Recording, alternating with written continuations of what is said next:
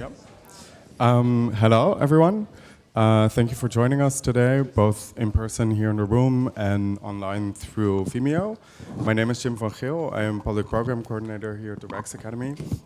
And it is my pleasure to welcome you here today to Beyonding Urbanity. This symposium is organized together with the Prince Claus Fund and the Creative Industries Fund Netherlands, who I want to thank for partnering. I also would like to take this opportunity to thank all the speakers from the Building Beyond program, as well as Sandberg Institute's Blackness program, and today's respondents, who will be joining on in the program later on. I also want to give a very special thanks to current Rijksakademie resident Ola Hassanain, who initiated this collaboration, curated the program, and is one of today's moderators. She works between Amsterdam and Khartoum, focusing on developing spatial literacy through the idea of space as discourse, an expanded notion of space that encompasses a scavenging mode of analysis and a re-representation of space. In her residency, her artistic research responds to the politics of space, namely how architecture positions building as an ecological emptying of territories and an infrastructure for continuous cycles of catastrophe, such as forced immigration. Before I hand over fully to Ola, who will be introducing today's program, I would like to remind everyone, both here in the room and online, that today's program is being live streamed and recorded as well. And during the Q&A section, you will have the opportunity to ask questions. And for those joining us online, please post them through the Vimeo live stream chat. Thank you. Ola? Thank you, Jim. I first wanted to start off with welcoming, obviously, everybody, our esteemed audiences in the space physically, and also people joining us virtually, to the Beyonding Urbanity Symposium, which marks the last day for our second lab week in the Building Beyond program. I take this moment to thank the audience for being here and making the time, and by accepting this invitation to listen to a conversation where the panelists travel and remember as ways of thinking about urbanity. These memories, remembrances, and routes meander through 9 African countries and the Netherlands. And joining us in this journey are 4 fellow panelists from the Blackness courses, Sandberg Institute, joining the Building Beyond group of participants, who are Flavia Guiza, Hanna Tefrati, Nfemi Marcus Bello, Russell Holangwane, Ikram Hamdi Mansour, In'am Kula, Katesi Jacqueline Kalanga, Kwesi Darko, Salma Bilal, Yusuf El Idrisi, Mohammed Sira, who's not here at the moment, Yishak, Telekogrisius, Rhoda Davids, Marley Pierre-Louise, Jasir Lingus, Ivnes Isaias. And also, of course, joined by the mentors, Khensani de Klerk and Sename Kofi. I would like to say that this symposium was propositioned as a way of sort of designing transmissions for the concepts and themes developed by the participants and guided by mentor Khensani de Klerk. And I also would like to take the moment to thank the funders, Creative Industries Fund, the Prince Claus Fund, and thank the Rijksakademie for sharing space, time, and resource to assist us in preparing to be together today. And a special thank you for organizers for all the efforts. Unfortunately, the keynote speaker for today, Jeanne van Houswijk, could not join us due to an emergency, a family emergency, and from here I'd like to wish her and her family well. John's practice actually was our first moment of conversation between the cohort and the Netherlands. And it was the first moment also to exchange with a locally embedded artist. Her practice is a long-scale community embedded is a series of long-scale community embedded projects that question art's autonomy by combining performative actions, discussions, and other forms of organizing and pedagogy in order to assist communities to take control of their own futures. I reached out to John actually due to the common uncertainties that we had discussed in a lengthy fashion about the futures of cities and how built environment impacts its inhabitants. We also talked about how the built environment transfigures the local into a global and mirrors it into a global condition. And in other words, the local is also global. Now, this lab week, we collaborated with Jonna and nested the conversations in her project, It's OK, which is located at the Oude Kerk. Now, as creatives interested in the city, and our concerns about our respective locality stemmed from this unprecedented speed of urbanization patterns and their impacts on the future of inhabitants. Communities have been facing exclusion from economic growth and cultural alienation generated by movement of capital on the one hand, and the private public partnerships on the other that have left vulnerable communities with little leverage in political and economic situations. With Jonna, we shared the monumental building of the church in De Wallen for a few days with several local collaborators as well, and managed to exchange knowledge and formulate encounters with the neighborhood. Now, in this gathering, I ask you to listen to an array of encounters about housing rights, environmental justice, cultural action, urban planning, and political strategies. We will together, through this conversation, analyze the practices rooted in Black-centered imaginations. Now, to contextualize that centering, we like to pull out also this notion of uncertainty that also made us gather, and I presume also made a lot of the participants apply in the first place, also to the program, that we were finding difficulty talking about also what the issues are and what shape their form they're taking. And so that led to a bigger conversation about what urbanity actually means in African cities. But urbanity, and we think that this uncertainty is actually rooted in the project of modernity as a whole, where we believe that modernity has usually predicated the idea of a huge time difference between Africa and Europe, in which Europe is always presented as modern, as seen, of course, in the symptoms of having institutions, technology, infrastructures, and Africa is somehow distanced from all of this. And usually positioned as lagging or behind. Tejemola Olanyan, who's a professor in English at University of Wisconsin, tells us that this notion of being behind is always reflected through terms like underdeveloped, informal, and so on and so forth, which always presents us with an ontological entrapment that posits the two territories, Europe and Africa, in a great distance from each other.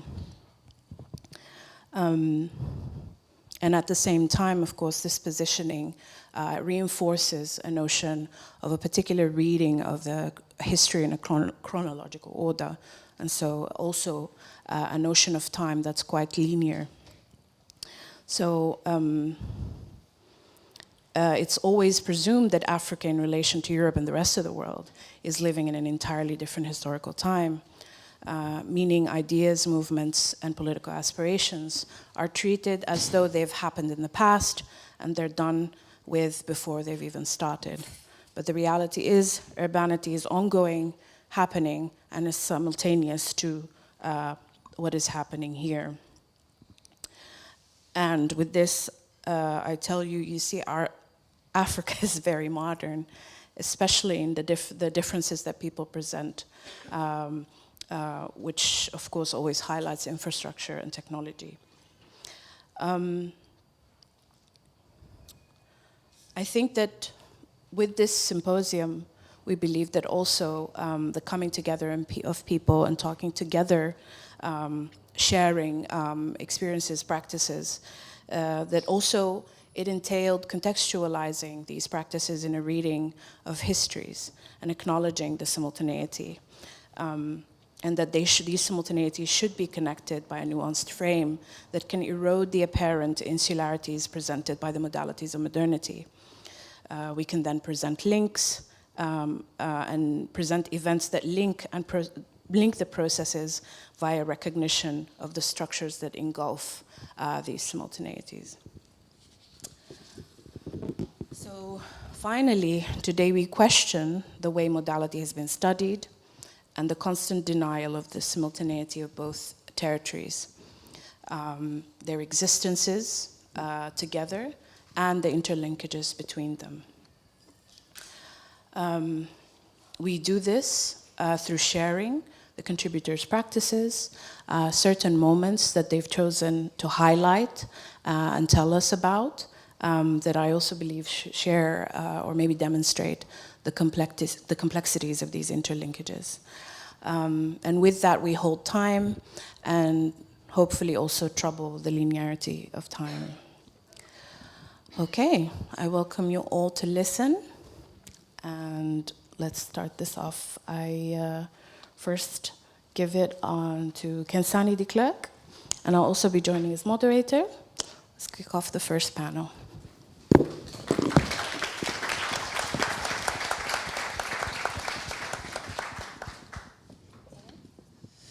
Is it better to stand? I don't know if everyone at the back can see us. Right. So yes, following Ola's introduction, we thought it would also be quite fitting to really introduce these two panels, which are very much so entangled with one another, right? So the first panel we have titled How We Remember, this notion of troubling permanence, troubling the way in which we associate spatial manifestation, how we associate architectural practice with that which is permanent. And so we really echo the title of the 36th issue of The Funambulists. You know, they have clocks, we have time. And in doing so, we challenge the canonical and universalized notion of reading history chronologically, retrospectively, and significantly. So we depart with the recognition of the futurity of African cities in their disobedience, irrespective of scale and frequency, to Western norms and standards that have not aligned or embraced the development of African modes of being in spatial terms. So we come together through these two panels. In this panel, to exchange and suggest modes of operating outside of measurement, where values exist but are shifted through the offerings of how we read space in relation to time. The work of the participants from both the Blackness and the Building Beyond and the conversations between all of us here today aim to electrify and fabulate ways in which we as Africans and as people between multiple worlds are already remembering otherwise.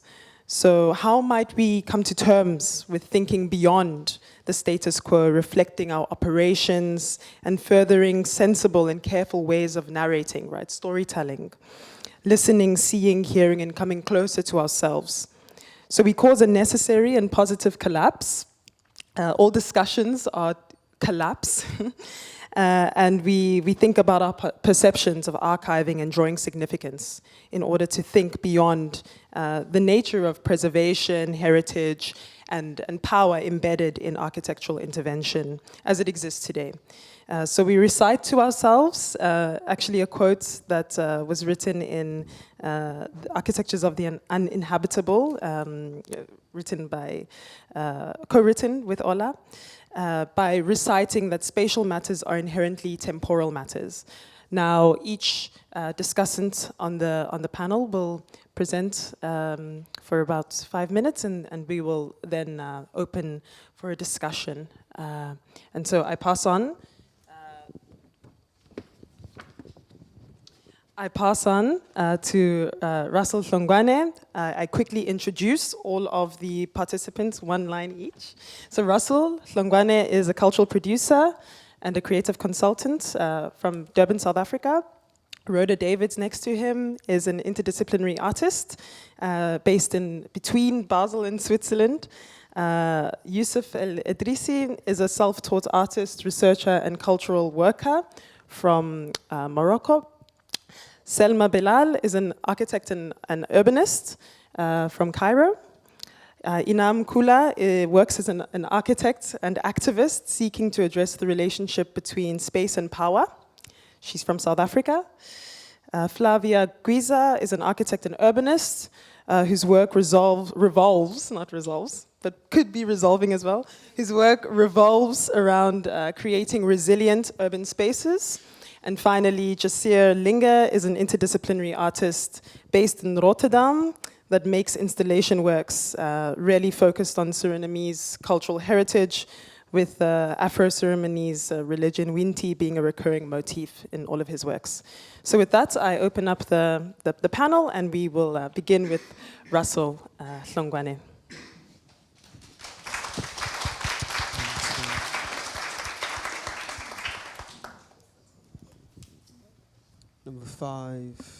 Number five. Trying again, works, amazing. The figure in the foreground, male figure in the foreground, is Malanje. He was reported missing in the year 1939 in April in the colony of Natal, current day South Africa. He was, however, reported to be roaming around the village, asking for water, going from house to house begging for water. He, along with 2 geologists and 1 anthropologist of European ancestry, had gone up a local mountain called Indanyana in the colony of Natal.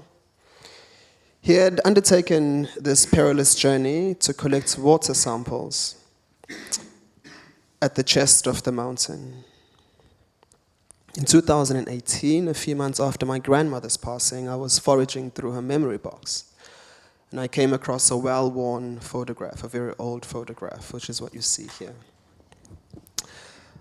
This photograph was striking for 2 reasons. The first, no one in my family could identify this figure. No one had any recollection of this person.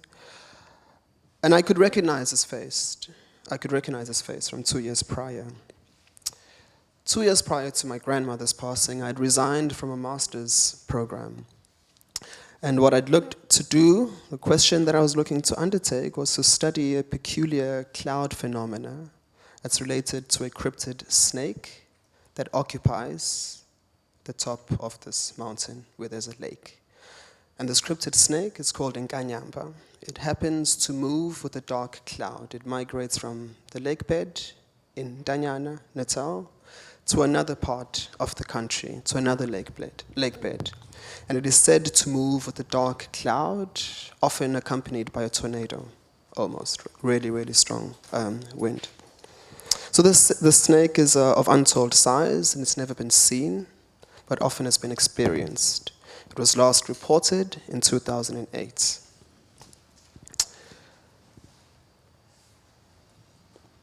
So the scientists had attributed the strange chemical composition in the water in this mountain to this cloud.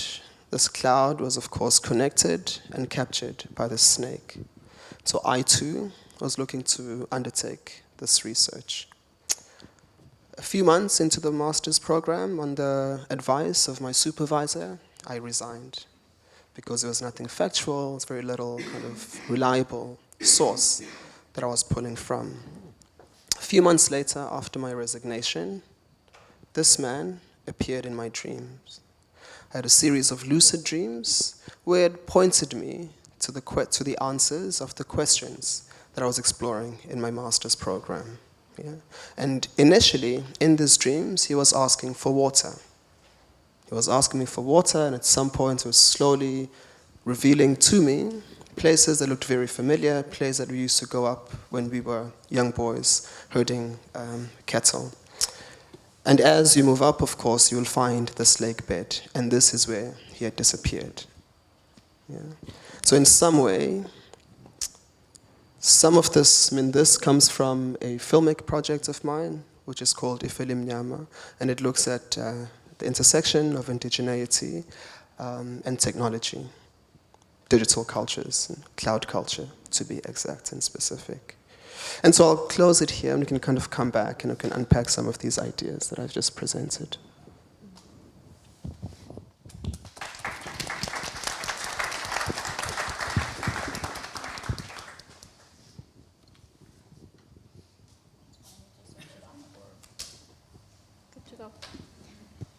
The work that I'm presenting was created in the Blackness class as a prompt from Ola to look at the memory or reimagining a space or a building in history. I chose to work with the childhood homes of my parents. In order to orientate everyone, I would like to just show 2 slides or 3 slides of where these places are in the Western Cape of South Africa. So the first slide is a village called Piketberg. This is about 200 kilometers outside of Cape Town. The following slide is called the Cape Flats area, and this is in the Western Cape of South Africa. And the next slide is 2 buildings. The first is the building about 20 years ago, and this is the current image of the building. And this is the sort of general spaces that I'm speaking of. There's a fluid symmetry between this time and the old time, as older people in my village would refer to how they used to be able to navigate the world between different forms of being and how the movement of time was perceived. One of the few ways one can still access the old time or the space that exists in the in-between is within dreams. I am able to jump dimensions by encountering and accessing hallways of certain homes in dreams that serve as space and markers in between time and what we perceive as reality. One such dream dimension exists as a hallway in the memory of my childhood home. I am able to access the memories of people past, alternate present, and future by entering the rooms adjacent to the hallway. The only way, though, possible for me to access or enter these adjacent spaces is when I'm accompanied by someone from the old time that exists within these dream realities and space. I create journals, maps, and drawings of these encounters. Since 2020, I've been asking family members if they could also create maps and drawings of their childhood homes that exist in their dream space. We observed how engaging with these spaces in conversations of remembering and re-remembering influence what we are able to access in these dream homes.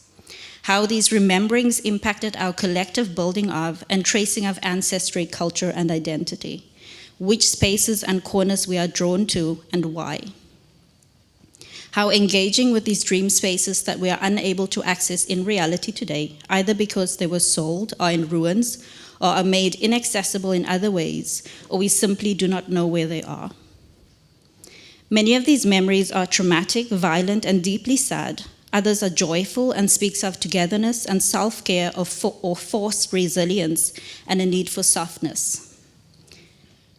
Examples of these memories of large families getting together over the weekend, of cooking and laughing, of everyone's hair being braided outside under a certain tree, of the burnt smell of our hair being straightened with straightening combs, of the smell of food, the smell of fish, the smell of stink bugs during high summer, and the numb thighs that we get from sitting on unforgiving church benches. I have created a short text as a reflection on this home that we created in the class. 2 of them that still sticks out for me is one line that says, he said, "The trees in the garden are deaf, but we can prune them." And what is a fence if it only serves as human-made thorns to hook wayward trash? What is a fence when it freely serves as windows for the wind to rip at my fading and fluttering skin? What is a house when it is not a home? What does it mean to be sheltered and be left to defend my body against the elements? What is a house when it is not a home? Can it also serve as a blanket for dignity?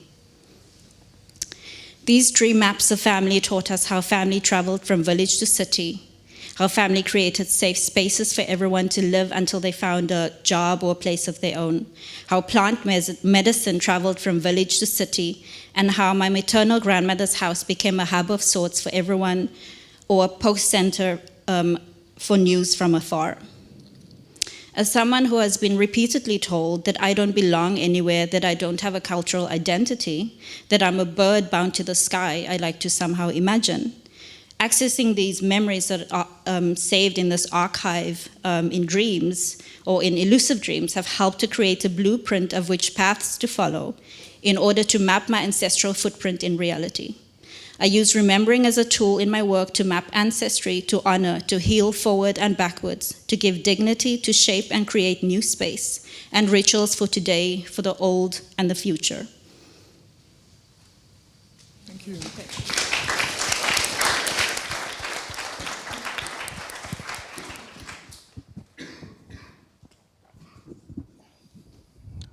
Test. All good. Yeah. Hello, everyone. So, within my practice with my collective Connective, and specifically the work within Damage Project, we intend to bridge territories, disciplines, and communities and go beyond the classical separation of space and being between center and periphery, space and psyche, and body and mind. Using a decolonial methodology, our intent is to understand how communities and individuals are drastically impacted by the space they inhabit, but also how to have some agency within these spaces. We realized that the colonial residues in our thinking led to the recreation of centers consisting of metropoles and less important places such as the rural areas like the urban city of Chefchaouen.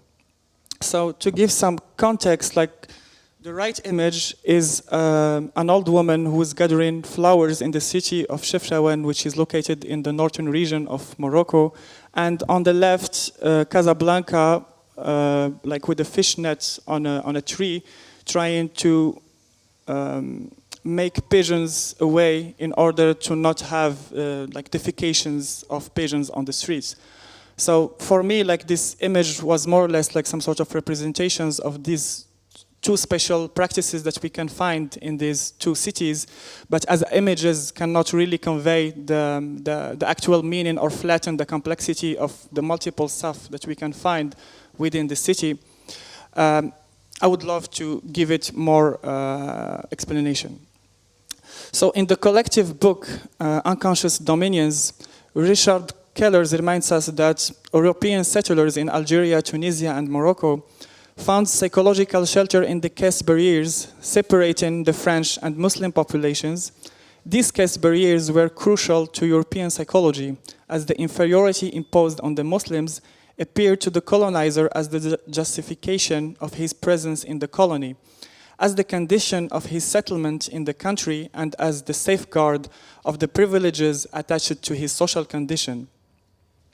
In fact, this colonization of the mind-heart system led the creation of what Fanon called the colonial lumpen proletariat, and what the Algerian poet and musician Kateb Yassine calls the évolué, the disfranchised population of broken masses who sought not to compete with the colonizer, but to replace him. The colonized elite, destined for frustration, sought for the improvement of its own condition through compromise with the French and the rejection or native values, producing powerful forms of alienation and self-hatred.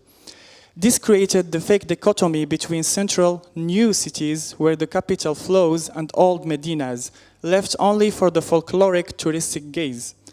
Such is the condition between Casablanca and Chefchaouen, one in the economic capital in the center, the other in the periphery, combining a rural and urban environment, and where we witness the highest rates of suicide in the country. One suffered from fresh colonial power and led to the complete westernization of space and social values, and the other suffered from Spanish colonial power but resisted by keeping a grounded spatial identity. Under the dense coat of colonized psyches, distractions appear to perpetuate this state of oblivion towards our multiple spatial grounded identities. Casablanca has been completely destroyed by the Portuguese in the 15th century, then in the 19th century by the French power, to be replaced by a heterogeneous French architecture. Similarly, Chefchaouen tried to be assaulted by the Spanish and Portuguese colonial forces, but due to the topological circumstances, Muslims and Jews could find refuge in this spiritual city believed by some to be protected by God. Chefchaouen, the Blue City, teaches us how to remember through the Sufi tradition that flourished there. Zikr, which translates to remembrance, indicates a repetitive and rhythmic recitation of specific God's names, expressions, and so on, in order for us to reconnect in depth with our immaterial nature, that we completely reduced and oppressed in favor of physicalism and dualistic thinking. In fact, to remember is also to remember the multiple ways of being, the multiplicity that is embedded in our African cultures and cities. The maze, the fractals, the non-linearity, complex geometries are all parts and reflected in vernacular design that we find in African cities. The sober tools of remembrance allow us to land on dismembered realities where past, future, and present coalesce into one unified whole. And where the Platonic reminiscence theory takes off. Remembering who we are then doesn't consist of discovering an ancestral past, but rather to find a futuristic echo to our urgent present matters. Unfortunately, we cannot, I cannot develop more because one of the, I think, problem of what we call the first word is too much rush. So we flatten also the complexity into 5 minutes. Thank you.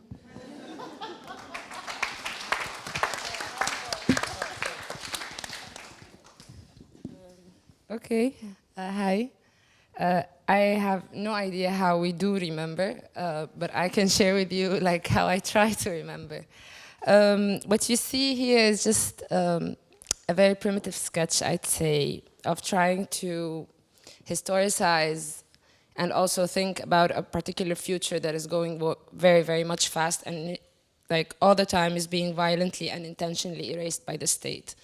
So the city I live in and that I work on for so long has been constantly turbulent, and as you all have heard about that Arab Spring moment, from then till now, a lot has been going on, but because it's going on so fast, there hasn't been any, let's say, much moments of time where you can just sit and grasp what has been happening, whether as practitioners, whether as people living in that city, whether as people who are mourning, grieving, you can call it. So maybe it can seem to be like a very linear way of trying to understand what has been happening through a timeline, but I think it's because also there hasn't been much more than that. So when you sit down and try to think what has happened in the last 10, 11 years, I don't really remember most of it actually. So this is why we tried, or I tried with those people in this timeline to remember what has happened.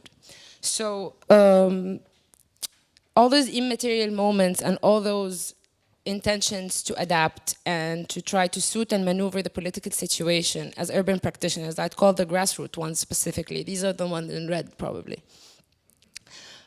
These are people who have done a lot of work on the ground, constantly changing and trying to understand and do actual work.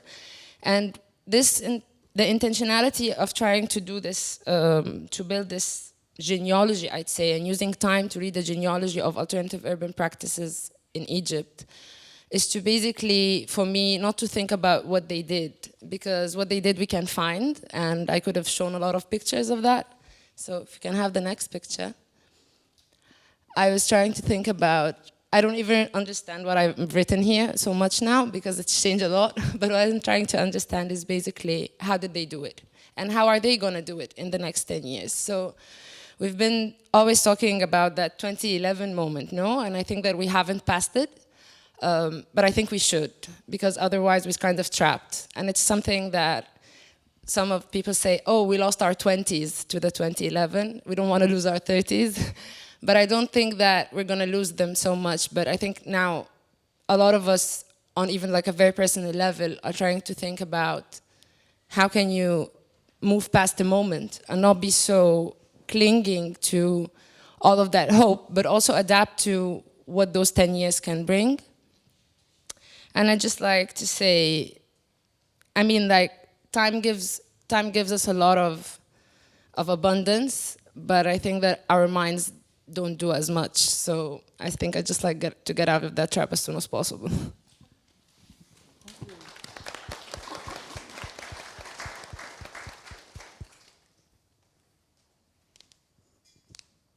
Hello, everyone. This is a picture of my grandmother and her sister in Cape Town in the 50s. And I guess this is where I started questioning the notion of remembering. So the conversation around memory is one that's very complex and is quite interesting when it relates to Black people. The question around how we remember invites other incidental yet important questions. What do we remember? And is there a way to unremember? So these questions are important in the case of Africa because we have a peculiar history, one that doesn't have an analogy. So this is to say, how do people with a history as ours begin to think about the questions of memory? I think mainly for this reason, we need to be surgical and maybe perhaps forensic in our approach to answer these difficult yet necessary questions. So in the first instance, when we speak about how we remember, we think about the ways in which we access history. So is history accessible to us, or is it a history that is given to us? What slavery, colonization, and apartheid did to us in South Africa really tempered with every aspect of us being African. So it distorted our languages, our cultures, traditions, values, and of course, our history. So when we speak about African history, we must be suspicious of it and engage it with caution. Who wrote these histories? If ours is mainly oral, who translated these histories? So the point that I'm arriving at here, I guess, is that I don't trust history because even the means we use to get to this past or to this history was written by or created by the very same people who sought to make Africans nothing but objects or human. I think for South Africa, it is important that we speak about the land because for us, it is the single most important thing that was taken away from us. In present day South Africa, the majority of the population only has 17% of the land to share. So the land is obviously important for us because it's not just about bread, but it's also about life. So without the land, we are without life. How do we then, as people who have been and continue to be stripped of our lives, begin to remember? Where do we engender and facilitate this remembering? Is it on land that's not ours? So one of the ways that memorializing and, or our ways of memorializing and remembering are often disregarded and rendered unimportant, whilst white people in our country continue to take seriously projects of remembering.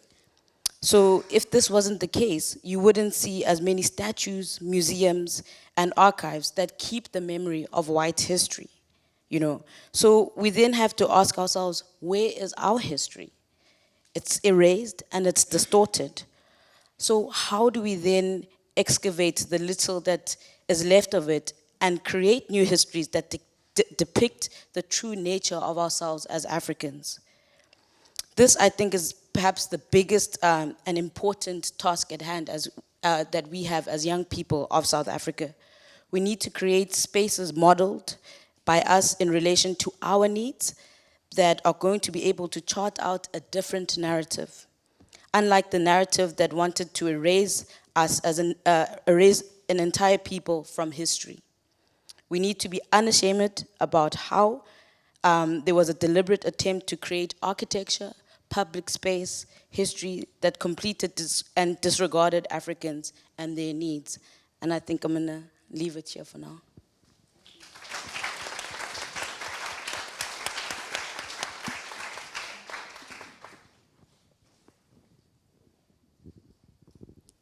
Good afternoon, everyone.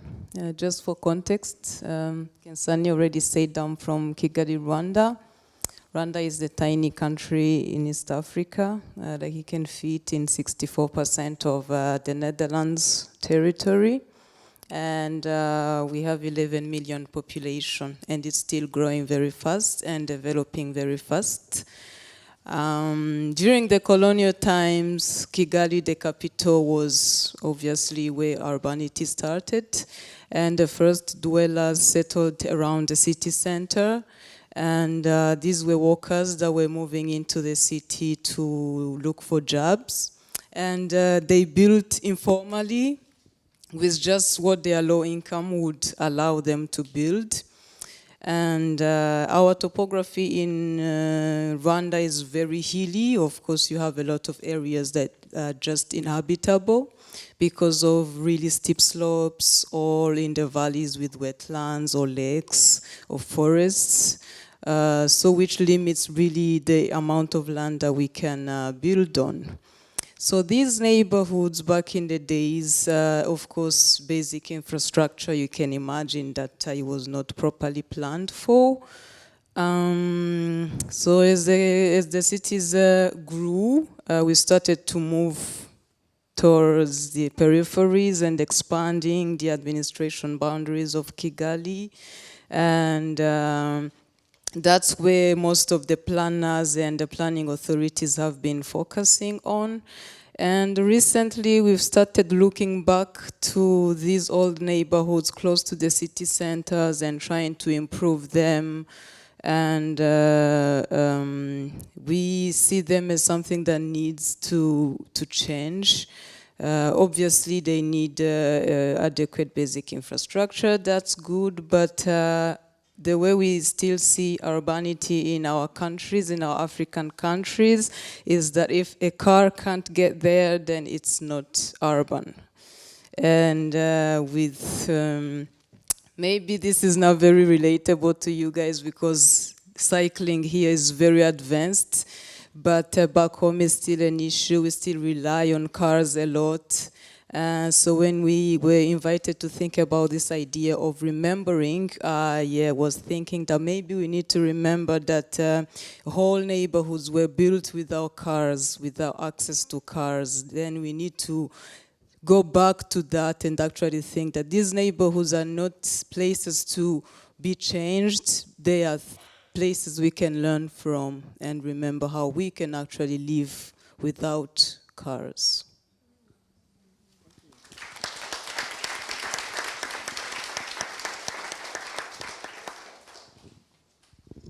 Mic number one. I wasn't there with the sound check, but I'm going to show briefly two works, but they have subtitles, and in order to understand the works, the subtitles are pretty important. So I hope, because it's pretty low, the how we remember that we can see now. I think, should we then shove a little, because it's 3:30, so I'm still in the 5 minutes though. But just to give a brief short context, like Flavia just introduced herself, I'm just here. I'm actually, I think, in this panel, the only one from the African diaspora. My roots lay in Suriname, the former Dutch colony. That's, some people know that's the Dutch Guyanas, but it's next to Brazil. And firstly, I'm briefly going to show a film that I had in an installation in the Amsterdam Museum, which, well, we're just going to watch it.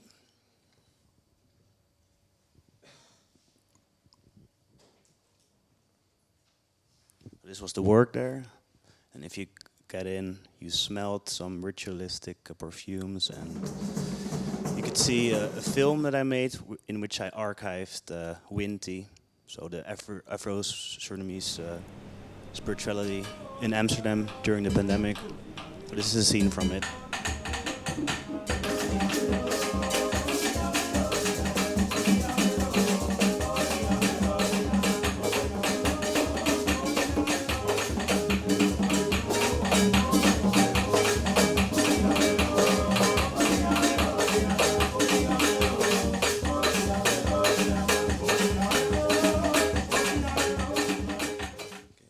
Pause it, please. Just briefly on this film, because we're talking about remembrance, heritage, preservation, and histories. The song you just heard. Oh, can you sorry. Oh, sorry. But the film you just saw, because we're talking about remembrance, heritage, preservation. The song is a song that's being passed on since the time of the Dutch slavery in the colony of Suriname. And yeah, Osha was one of the enslaved that was tired, obviously because of working on the plantation. The ancestral veneration mask is dancing backwards, because that's how you dance during ancestor veneration rituals. The song that you heard is also Banya, which is one of the two most important Surinamese Winti genres for ancestor veneration.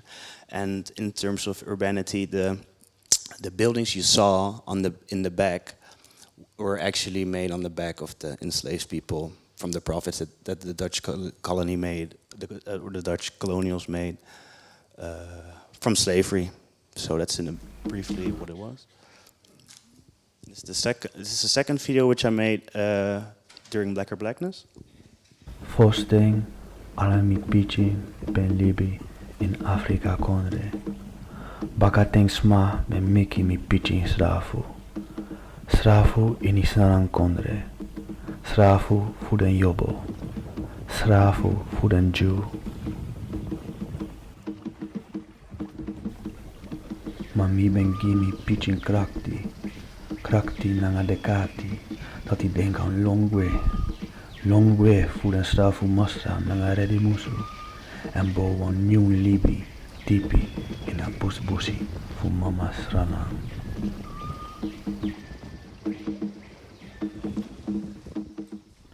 Tipi in a busi. Den pitching big in bow one place for me. O winti also say one mooi biggie country. Maar first den pitching for me e boa also. Deba actie premissie. En gigrani na ale speki na ale ingi jeje. En ingi karo tamoshi. Because den pitching for me sabi dat die de ingi jeje ja. Ben de drape walo lange ting for me.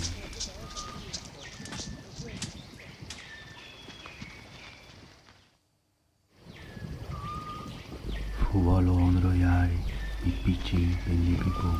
Katibo stefi ben kaba, den keti ben koti. Di wangde, den yobo ben besoiti, dat die alla den dorpo voor mi pichi musumu.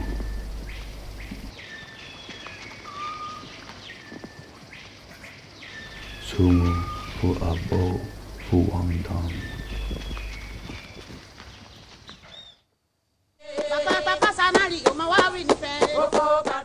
Den pitching for me ben actie voor gewan anu. Voor yippie den. Amino kan jama wa tradisi.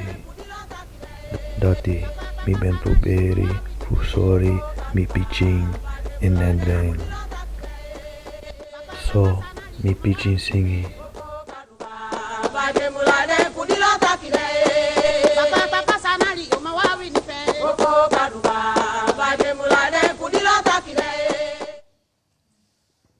So this was a short excerpt of a film that was inspired by true-based events, actually. Well, events, it actually happens, and you can still see the outcomes of this modernist project. It's one of the biggest reservoirs in the world. It even covers 1% of the whole Surinamese country. It happened during the 60s, and around 5,000 people needed to migrate, which were even... It's a really big part of the population, since back then there were only 290,000 people. And due to this flooding, a lot of culture, and material cultural heritage disappeared.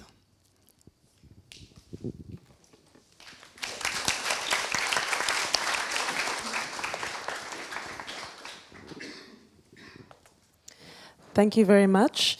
As we've structured this panel with the invitation inviting 2 respondents, so 1 respondent per panel, we've also very delightfully invited Simone Zifek. Sorry, I try. To respond to, and in response, sort of kicking off a conversation amongst the practitioners amongst us here today, and so we'll follow on by inviting you, Simona, to respond to the discussion here today. Thanks. Is it on? It is on. Hello, everybody. Good afternoon. My name is Simone Sevek, and I brought this image of an actor, Emmanuel Ohen-Boavo. I hope I'm pronouncing his name properly. And last year, 2021, he won one of the quote-unquote most prestigious theater prize in the Netherlands. It's called the Louis d'Or, and it's the prize for leading actor, black male leading actor. And he was the first Afro-Dutch actor who won this prize. And the tradition is that after you win the prize, somebody makes a portrait out of you. They make a portrait and they hang it in the city theater, or this big prestigious place at Rijksakademie, where that's seen as like one of the centers of like high culture in the Netherlands. And he chose Erich, an amazing visual artist, to make this painting out of him, or this image at least. And I remember the morning when we woke up and this was on everybody's timeline, and he was sharing this. And I remember some people saying, "Oh, look at him, like bringing his how he's incorporating history in the now." And I feel like we here, at least in Europe, we have learned to disconnect history from our present. So my question was basically, how do you bring? We often talk about how we bring our past into the now, but how do we bring our now also into the past and connect the two? And why is this an image of him like looking back, so to say? He's still in the now, honoring everything that brought him here today. So when the question was like, how do we remember? I was thinking of these notions of like, let's not split the two so often as we do in museums and in everything that has to do with history, from at least a European standpoint. So I love this image of him, and also like, what do we, when we choose to be immortalized, quote unquote, how do we choose to represent ourselves, right? So how do we futurize memories of other generations, because even long after we have ceased to exist here, there will be younger people walking in the cinema or in the theater seeing this picture of him. And this was a very deliberate choice, because many of us, whenever we win a very prestigious prize, and we love our prestigious prizes, we choose to represent ourselves in a certain way. So what does it mean that somebody says, I'm bringing all of my culture in this, and I'm also bringing an element of futurism in this as well? And that was a question I would have liked to offer to this.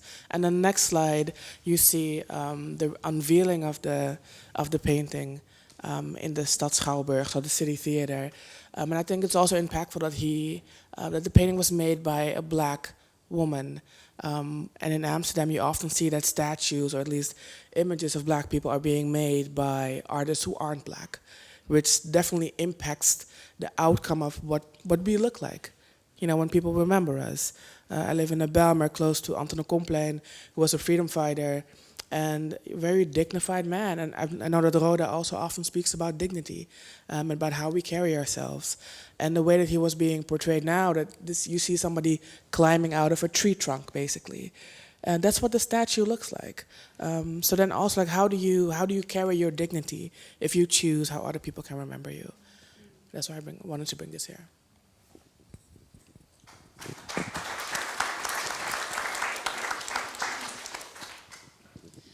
I think that's a very appropriate question to kick off the panel, particularly because carrying dignity is a spatial challenge. It's a question directly linked to the formation of some sorts of manifestation, some sort of condition that tells us that we feel a sense of dwelling, or that we can dwell here. And so this notion of representation, or how to represent the process of unsettling genealogies, is something that I think recurs and is coming up in a lot of the work and practices of everyone here on the panel. And so to sort of channel Simone's question, I would like to sort of pose this question particularly to Russell and Rhoda, where you're thinking really through the medium of dream, in a sense, maybe demythicizing dream as something that is not taken as seriously as, let's say, the more traditional forms of representing that which is a source of information, that which is a source, a method for remembering. And so this question of using it as a source of spatializing dignity. How do you reflect on these themes, if at all? And you can also, maybe pass it on if you think that you'd like to respond to it with the help of the others in the group. So I pass it on to Rhoda and Russell. This notion of dream, this notion of representation, and this notion of dignity, all entangled.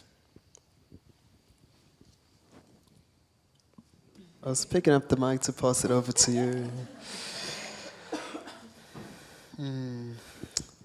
I often struggle with ideas of truth and false, of the North and the South, and the future and Africa.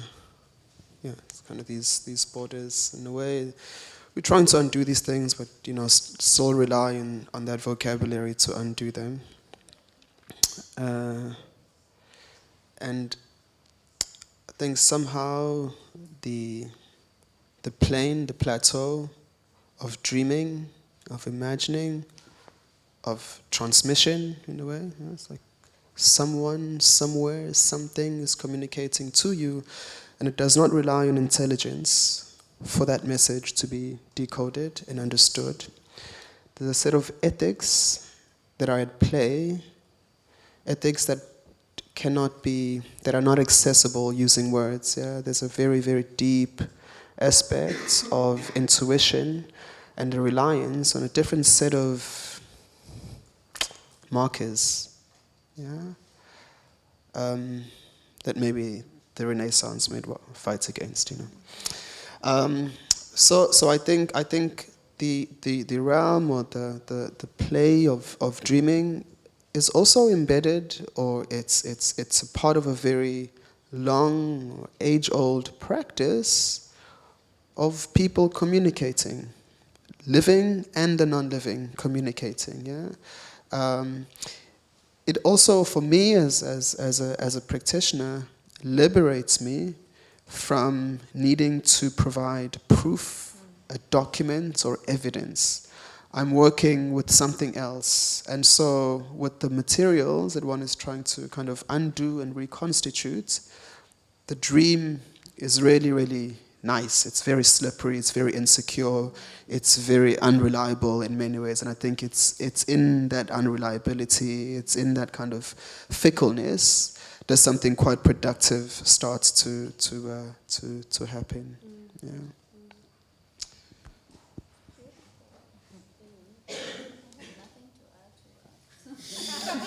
I think it's very inspiring how you describe the reliance that, let's say, traditional cultural field asks us to produce evidence, and how your practice is, in a sense, rejecting that as a way of thinking about space, thinking about time. And I immediately have to pass on the mic to Inam, because you're also, of course, calling for a different way of remembering in your practice. And you practice as an architect. And of course, within that traditional, canonical discipline lies an embedded tension, which is that you mentioned statues represent certain significant moments in history. How do we rethink histories? This word reimagine comes up in this program. And I suppose the question to you is really to think about, how do you, through your practice, think about what to preserve? How are you thinking about modes of representing that which you preserve, if you preserve, even if it's preservation within your method? And if it is that you are rejecting some of these notions entirely, which it seems you may be, how are you doing that? So yes, the question kind of pass on to you, Inam. Wow, that's a pretty loaded question, but I think where I'll start is the existing tools of space making, especially in the context of South Africa. I think there hasn't been a robust enough conversation about that, and I think what has been close to that is when, the moment of the Rhodes Must Fall movement happened in 2015, where students at the University of Cape Town refused to accept a colonial, Cecil John Rhodes, to stand tall in the middle of an African university. So the way in which they protested against this is they threw human excrement on the statue, and it began a whole long discourse about, what it means to remember and what we should remember as a society, especially with such a complex history in South Africa. So I think mine as a practice then is to start thinking collectively about, or sort of start to highlight the importance of public space as a carrier of, people's traumas, people's histories, but also a space in which people can, start to think about their collective aspirations and desires as a society. Yeah. So. Yeah. Thank you. Thank you so much for that, and what you just said also in terms of also describing this image of, bringing down the statue or throwing things at the statue makes me think of the notion of adaptability, or what comes up in the future, also from what Selma was saying. And we usually have conversations about what do we keep from the city, right? What do we dismantle, and what do we build up again, and the notion of demolishing also being part of how cities should grow, parts should be gotten rid of in a sense. And I wanted to maybe transfer that to your conversation about your remembering as a way also to find the potential for adapting. And in that, do you see anything kind of being removed or dismantled that you kind of, refuse to sort of see in the future, do not want to see in the future, that would assist this adaptability or process of adaptability? I think it's quite difficult to kind of respond to that with a clear answer, because when there's so much demolition, when there's so much erection at the same time. So it's not just that you're demolishing and you're crying over the rubble. No, it's demolishing, erecting, higher, faster, more expensive, more exclusive. And I think part of what adaptability or trying to adapt sometimes falls is that you're not in an exercise of acceptance of the new, no? You're kind of stuck a bit in remorse. So I think it's a question now to all those practicing any kind of spatial practice in I would say the region, not just like Egypt. It's just like, okay, it's gonna happen anyway, right? It's gonna be demolished, it's gonna be erased, and we're gonna cry and we're gonna be very sad, and we try to be activists and go against that. But when you know that it's inevitable, what do you do? Okay, that's the question. So if you know that it's gone, I think that's part of real adaptability. If you know that it's gonna happen anyway, and that was gonna be built, that big thing you don't wanna see, or that house that is gonna go and we won't have any relationship, I think part of it is to kind of transform the question. And also, like, I think part of what the economical situation made to people, them being always in survival mode, no? So you need to survive the next inflation, you need to survive the next, I don't know, neighborhood being totally out there. I think that remembering has been an ongoing tendency, right? To try to preserve, document, take pictures, archive, build the archive. While you do that, they are much, much faster. You are gonna build the archive, and they are gonna just erect more or do things more. And I think we can also be smart about what we as collectively trying to do. While some are trying to preserve something, we can also try to counter the thinking into how can you be part of that future as well. And this is why I think that the kind of timeline that I'm trying to do is quite reductive in some sense, because the forthcoming years, you can't think about them in the same way you thought about those last 10, 15 years, you know? So, yeah. Thank you for that. What you said also reminds me of how these manifestations, basically tracing these manifestations and not being loyal to a particular process and how it comes about. Maybe I transfer also to Yusuf with regards to how the relation also to certain structures has been reflected differently or resulted in a different, let's say, outcome with the comparison that you were doing with Casablanca,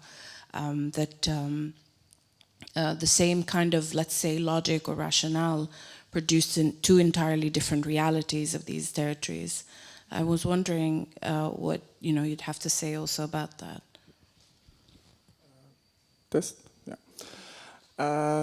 What I think is that like these structures, like or these patterns, for example, of building the old Medinas, like specifically in Chefchaouen or many African cities, reflect more or less like the complex way with which we could, as communities, perceive the world. Like it's not something postmodern; it's something that has been there all over. Like when we are just like trying to remember it or reconnect with that complexity already there. And I think like one of the reasons why it reflected like this, because it didn't begin from sort of dualistic thinking, like Descartesian way of I am, like I think therefore I am. So it's like some sort of reflection that we are part of that environment, and being part of that environment is like the natural world operates through us. So we are systematically in the act of building, like collectively, because there was no necessarily like an architect or someone building, like there was like this collective way of building, but also living in that which we are building. So because I think this is one of the main differences that we can find like in the modern world, is that like there is this conception and there is the builder that are totally separated, and the person who will inhabit totally also separated.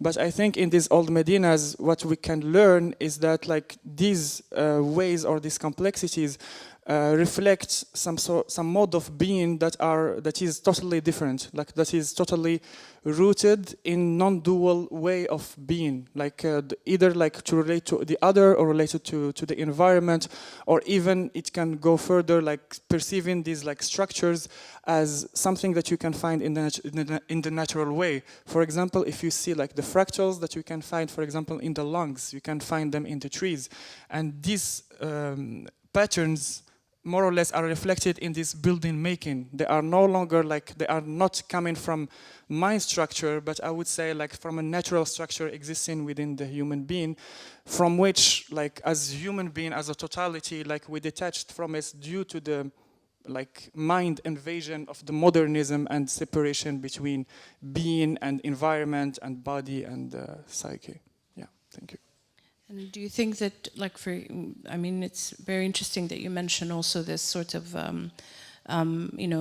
inhabiting and also building being one thing, and that also, in a way, at least as how you described it, made me think of also that it's a possibility of managing also the expectations, right? But also laying claim on what the outcome could be, and maybe in the process of design as well. It's obviously a very complex and very complicated situation, because we also don't, as much as things are built, things are removed, and with it also the, let's say, the episteme around it, right? The knowledge around the thing, basically.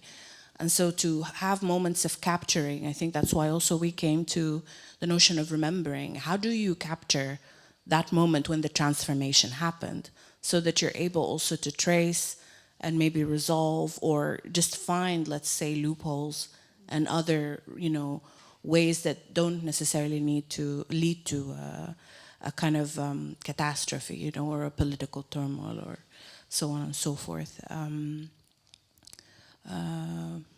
Would you want to? Yes, I mean, I think, Yusuf, as you were speaking, and also you made mention of a specific word, which was you have to correct me if I'm wrong, really thinking about a form of expression that recognizes multiplicity. And I think the lexicons which are sort of working at different levels across the various geographies that we come from start to become very complicated when we find belonging in multiple places, right? And places not necessarily being all physical places, but sites of belonging, for example, in our dreams and in community with others. And so I think I'd like to pose a question to Jasir, actually, in your sort of tracing and unpacking and intentionally using language against a backdrop of an environment that has become entangled with complicated, let's say, blurring, a complicated blurring of multiple places, no? And you mentioned you introduce yourself immediately as being diasporic, and I would be interested to understand how you use the lexicon that you encounter through your research, through your work, against this backdrop of the Netherlands as a way of also fabulating and thinking, not necessarily on this linear past or think necessarily also projecting in the future, but also how you situate place within drawing from that lexicon. So you talked about drawing from the lexicon. I always, first in starting a project or research, I just read a lot and then I try to think, what does it for me and how is it like inherent in my culture? And I mean, like you mentioned, Suriname is from the Afro-diasporic context, but we do have this whole archive and history of oral communication and oral histories, and we just talked about how to remember. They've been doing that before slavery and during slavery, and still through songs. And also, there's an interesting thing. The song wasn't played in the excerpt actually, but that modernist project that you just saw, the reservoir, it was actually named after the engineer Van Blommestein, so it's called Van Blommestein Lake. But the people that actually affected it, they named it the Lindeman Meer, and they sing songs about the Lindeman Meer, which is really interesting because they still sing songs like we do in our culture, but they actually named it after the engineer that was the executive producer of that modernist project. So it's also interesting because I think Youssef said about the future and the future of remembering and that echo, it's interesting that in that transformation of, okay, we just need to migrate, what's going on, we need to leave, but how are we gonna remember this past and this thing that's going on now? So that's also for me, when I'm in my process and research, really interesting to not only think about what do I think of it is and to place it back into my own cultural context, but also to think like, hey, the people and the communities that it actually affected, and often they're close to me because I mainly work in a Surinamese context, but I just find it also interesting that how do the people that are affected by these modernist project, how do they remember? Because I mean, in this panel we were talking about how we do it in our own practices, but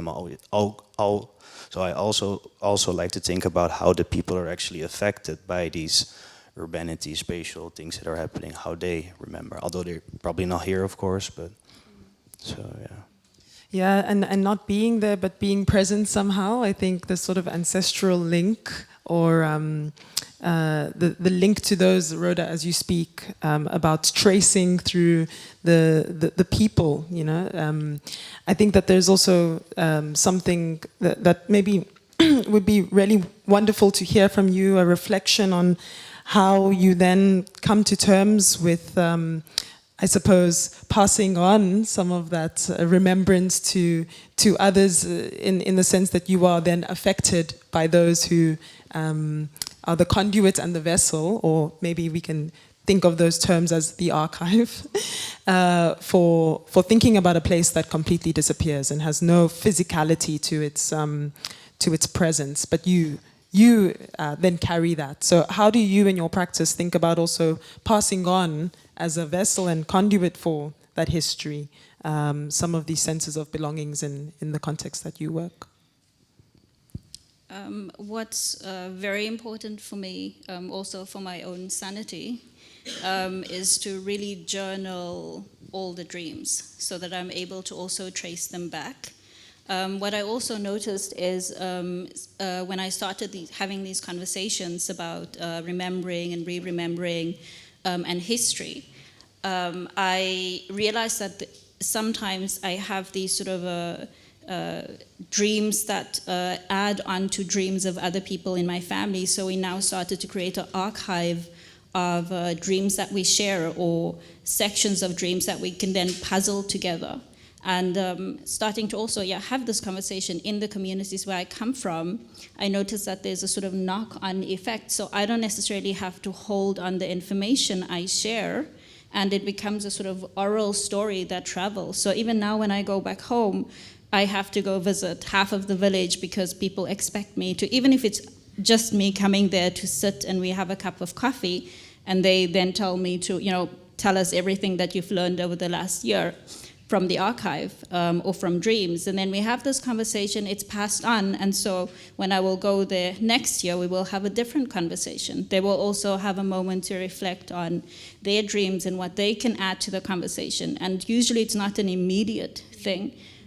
Slowly it grows, it transforms, it becomes something completely new and takes on a life of its own. So I don't, as much as I journal, and also this also becomes part of my work in some shape or form, I'm somehow also free from it because it's just traveling by itself. I was also wanting to invite Amal to share a few comments about what has been discussed so far. Yes, thank you, Ola. Thank you, everyone. It was truly very enriching and kind of in an associative way without the, I really like how my name is written. It's kind of like Arabic phonetic style, the surname, but no problem. It's my Dutch surname. That's, I think, my judgment. No problem. It's my Dutch surname, actually. So, as a Somali. Thank you, everyone. I was really thinking about this idea of how to remember, and I was also so many threads came by, one on ancestry, and then I was also thinking simultaneously, not all ancestors want to join this conversation, so we have to acknowledge the agency and the consent of the ancestors. The other thing that I was thinking was I really appreciated how some of you mentioned the complexity about futures or these Eurocentric notions of being in the world. And I really appreciate how so many of you brought different things to the table in relation to Eurocentric notions of being in the world. And I was actually thinking about Lorna Goodinson's poem, which is, there's a sentence that I've actually been a question, what does it mean to be sent by histories? And it's a question I've been hanging out with, and it's actually kind of in the Sankofa spirit, not simultaneously looking back and looking to the forward, and in that multi-layered way of being in this long relationship with each other, beyond time, beyond bodies, beyond, spirits. And I was really, and I felt that came often back in how many of you negotiated time and space, and also acknowledging the role of language, how so many of you have to speak in this language that does not belong to you or does not feel comfortable, but that you manage to stretch it, to encapsulate, how you want your words to travel into, transmit into the space where we're in. And lastly, I had I've been thinking a lot and actually hanging out a lot. I call it hanging out instead of reconfiguring and all these other beautiful words. With this idea of, in relation to urbanity, I wanted to bring forward disrespect, because I think so much of what we do is performing some sort of aspirational European notion of and desires, capitalist desires. And many of us are complicit, right? Like wherever we go, we also have to bring this complicitness with us kind of like the way we bring our ancestors. I really urge all of us to bring how we are complicit. Also to open up that even if we question things radically, like what does it look in the everyday? What does it look like for everyday people? And I really appreciated how some of you also brought forward the people we spend time with, the people we hang out with, our families, aunties, uncles, grandmothers, etc. So lots of thoughts, but I truly appreciate it. So I guess what does it mean to be sent by histories is something I wanted to pass on. And the notion of disrespect, to completely disregard. Also, when one speaks about design, architecture, urbanity, the collective obsession with Eurocentric notion of modernism, as if without proving or bringing evidence of why Africans or why people of color deserve to inhabit that space. So, thank you.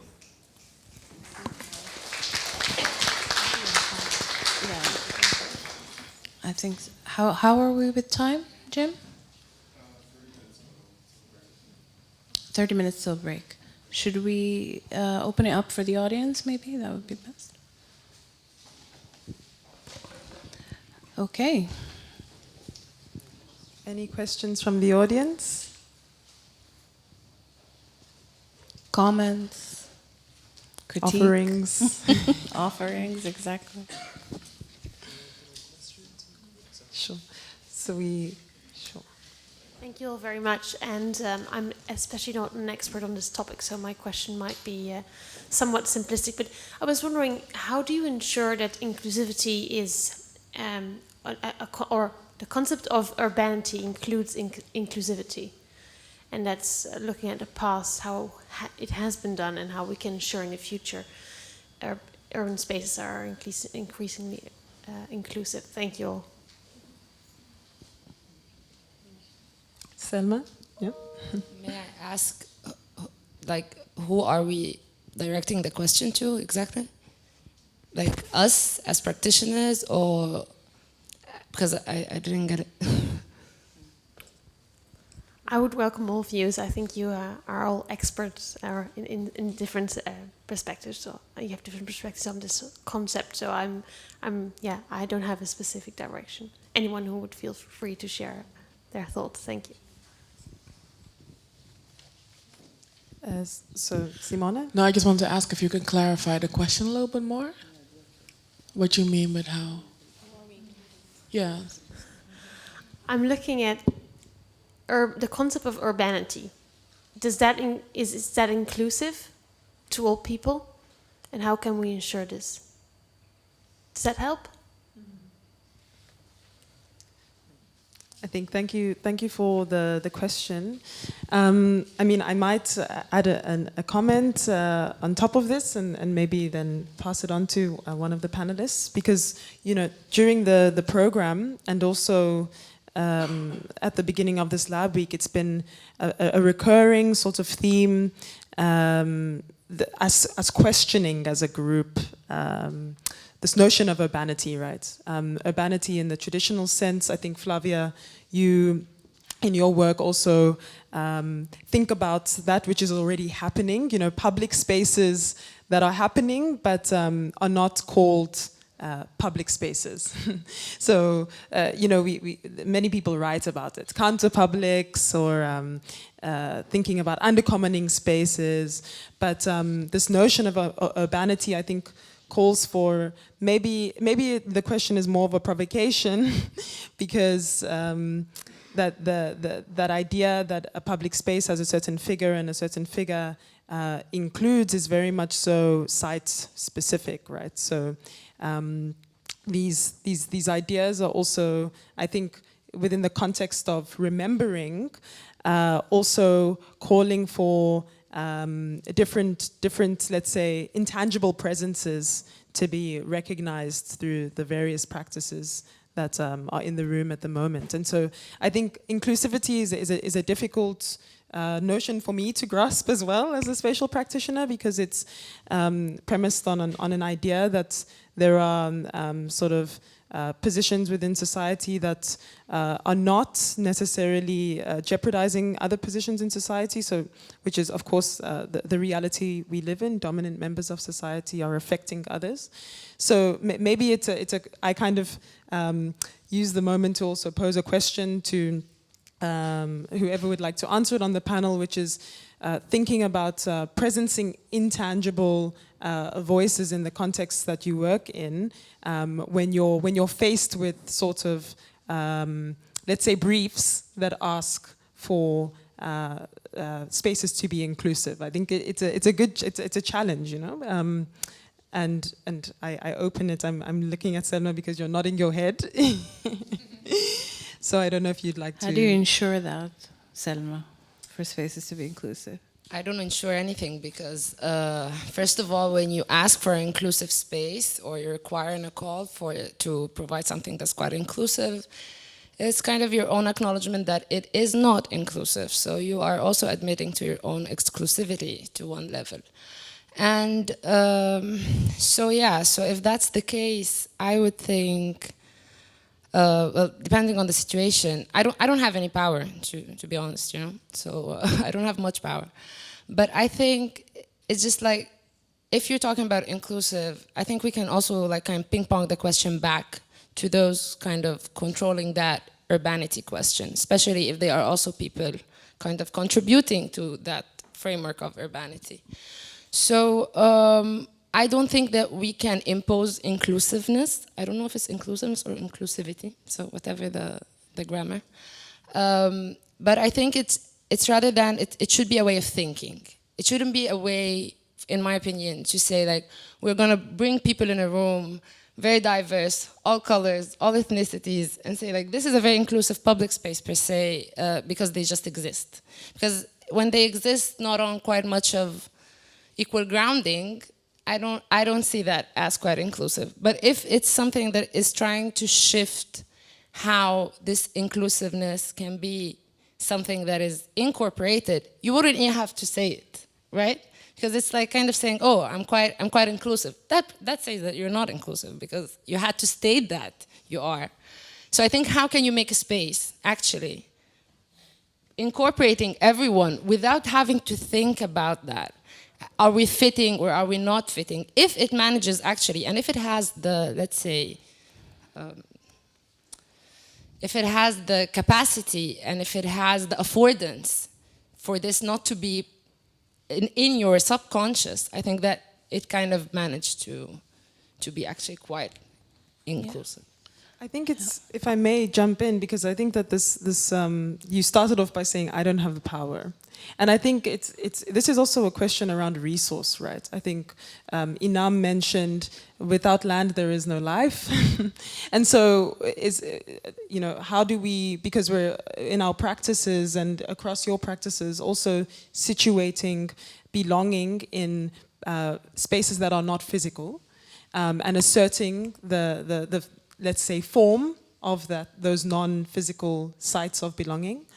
But I would maybe, you know, bounce this question also onto Inam in thinking about what it means to refigure resources in a place that, in South Africa, let's say, tangibly thinks about from many stakeholders, inclusivity is something that one can partake in when there's a proximity to resources. Yo. I mean, that's, I think, unfair, Khensani, because I think you understand the context of South Africa very well. I mean, I think, look, I think if we look at South Africa, I mean, it's almost been 30 years since the democratic dispensation, but really nothing has changed. You know, apartheid spatial planning still permeates within the present, even with a black government, you know. So I think for us, time hasn't really moved. And to think about leveraging, resources, I think there needs to be a bit of political will. And no, I think it's one that I've really sort of struggled with, and it's something currently that I'm trying to answer, and maybe perhaps Russell can also help with that. But I think that there's power in the collective, and I think that that is something that we haven't practiced, because, I mean, if we look at architecture or spatial making as a practice, we use lines, right? And the line is divisive in its nature.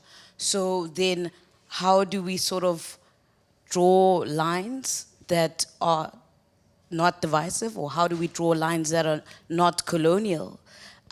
So I think for me, there's just still a lot of questions of how do we sort of reimagine our society and our spaces. I'll try to come in here. Like, you throw this gargantuan question at Inam, which kind of puts her under the bus, and then she pulls me under the bus with her. It's like, let's both drown.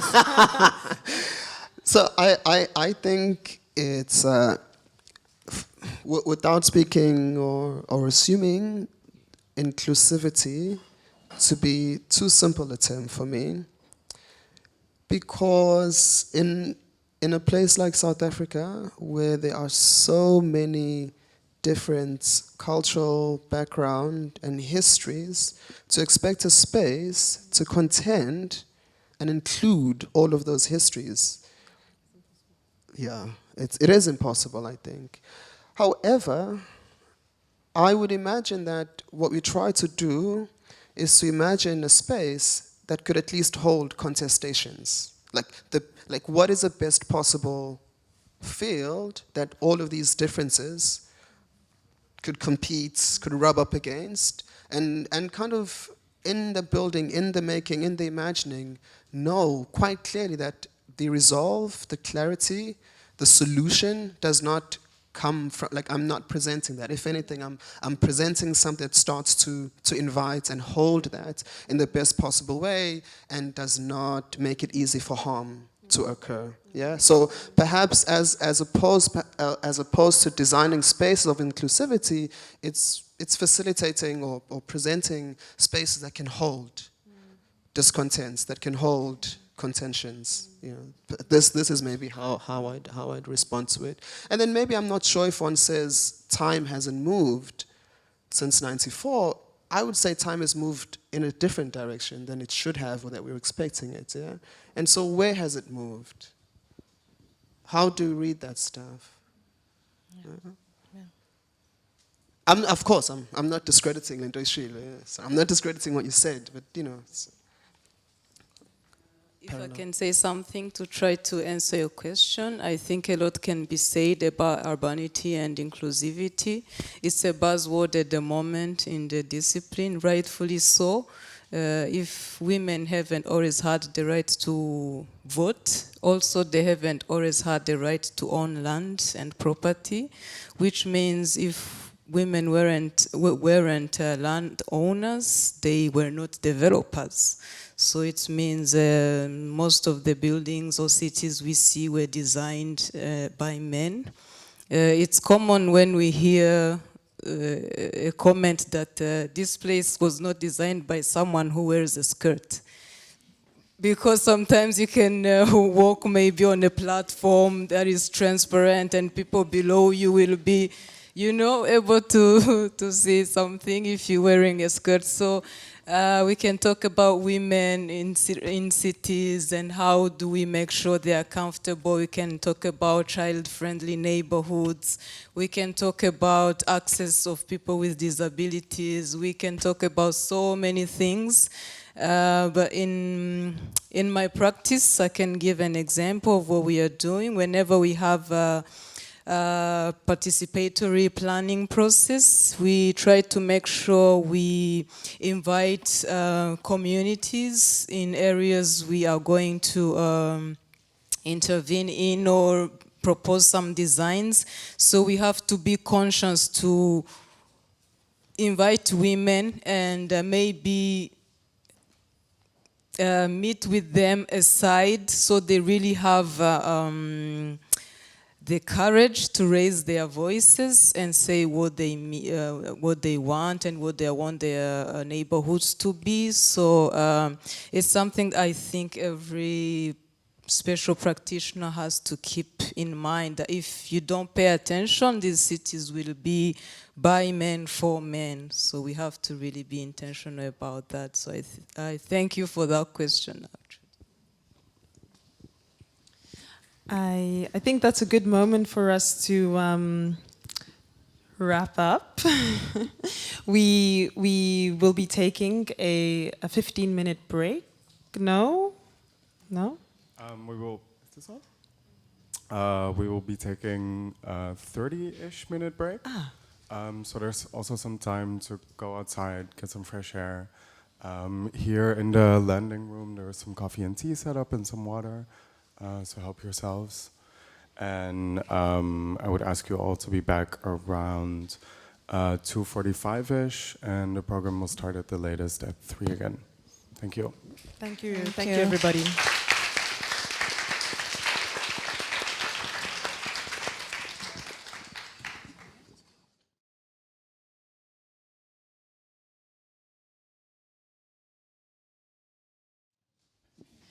Hi, everybody. So we're back for the second panel of the symposium, which we've titled How We Travel, or How Do We Travel?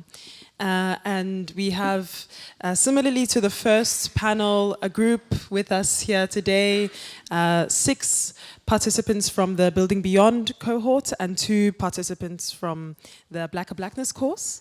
And so I will begin by framing, again, you know, with a big caveat that this notion of traveling and this notion of remembrance or remembering are both entangled when we're thinking about time in relation to spatial practice. So please do keep it in mind.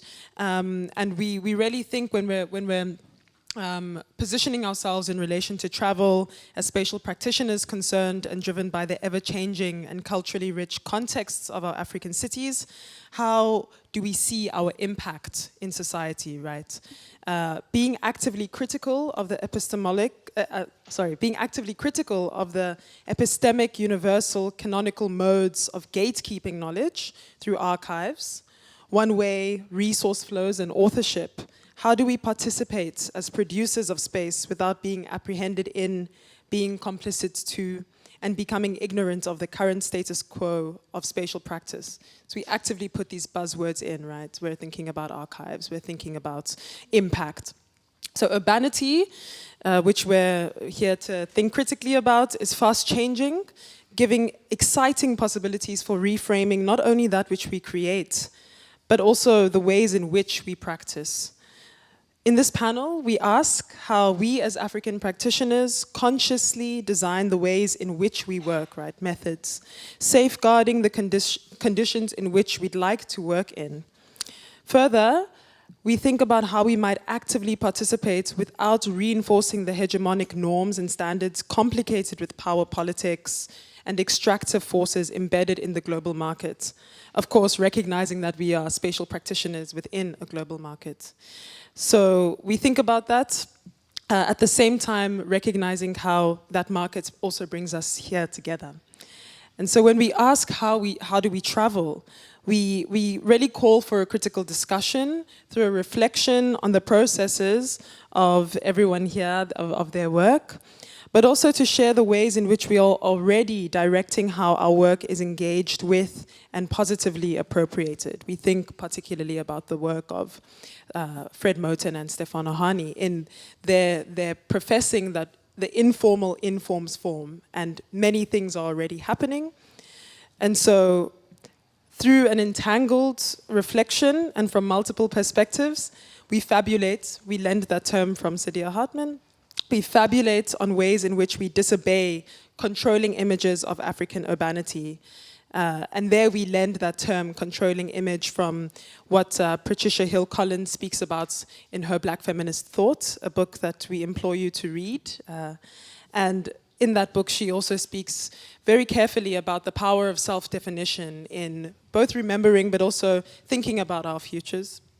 And so we think about that power of self-definition as a means of trying to do spatial practice ethically, whatever that means, and we'll get into it, if at all possible.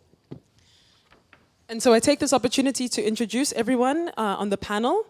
And I'll start with introducing Nifemi Marcus Bello, who is an industrial designer known for his community-led and ethnographic conscious design approach, joining us from Lagos, Nigeria.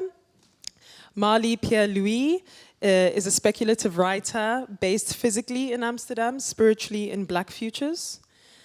We have Katesi Jacqueline Kalange, who is a visual artist whose work finds its form in a multitude of media while using weaving and welding techniques to build sculpture conceptual artworks. And then we have Ikram Hamdi Mansour, who is an eco-architect and cultural project manager, joining us from Algeria. We have Kwesi Darko, who is a fine arts photographer, digital artist and curator, joining us from Ghana. We have Isiak Tekliagorigis, who is an architect and the founder of Zorit Architects, a consultancy firm, who's joining us from Ethiopia. And we have Ivna Esiajas, who is a painter based in Amsterdam, currently in the Blackness program. And so with that, we'd like to welcome the second panel, and we'll start with Nifemi.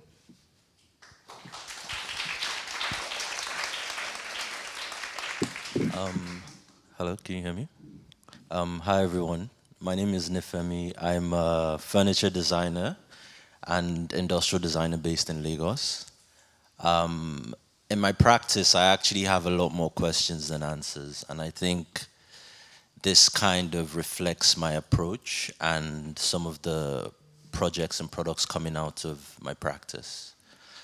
And 2 years ago, I started a research project called Africa Designers Utopia.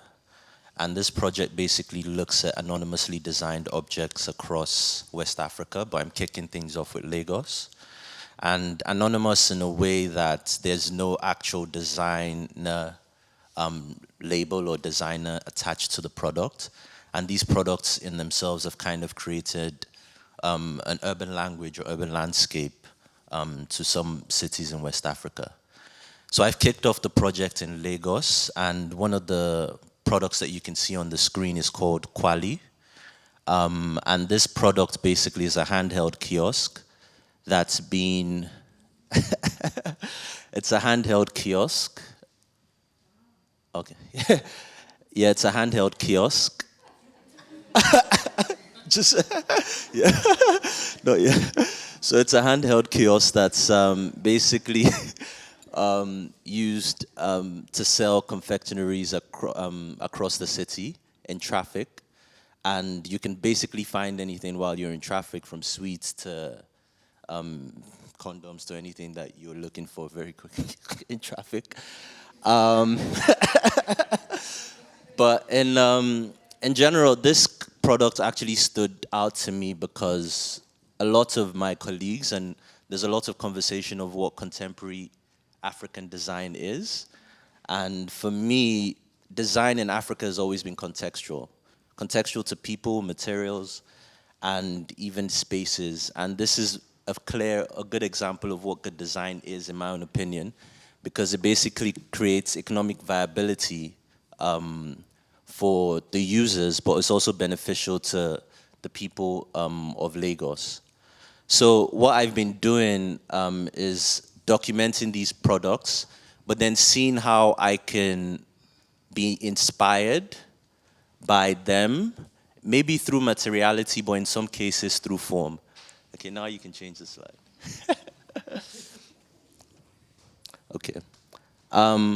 So here, this is a Venn diagram that actually shows, in the middle you'll see a shelf that I've designed. It's a shelf that I designed about 3-4 months ago. It's called the M2 shelf. And the idea for this was to actually design something that was extremely obtrusive. And the reason why I bring obtrusive up is because one of the good, with European standards and designers such as Dieter Rams, one of the best way you can see a design is good or good design exists is through unobtrusive design. So I wanted to design something that was extremely obtrusive because I actually grew up with obtrusive products in Lagos and in Africa.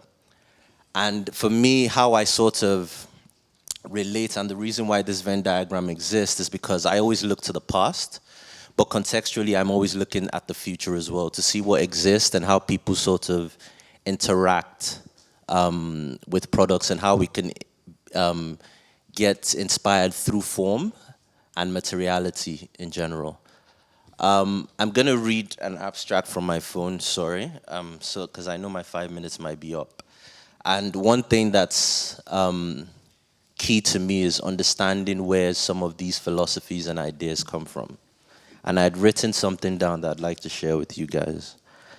The gatekeepers of design in other parts of the world are usually at the apex of society, culture, and social class. But in Africa, the reverse applies. The gatekeepers of design come from the grassroots level, creating accessibility and a utopia for the future of African design. Thank you.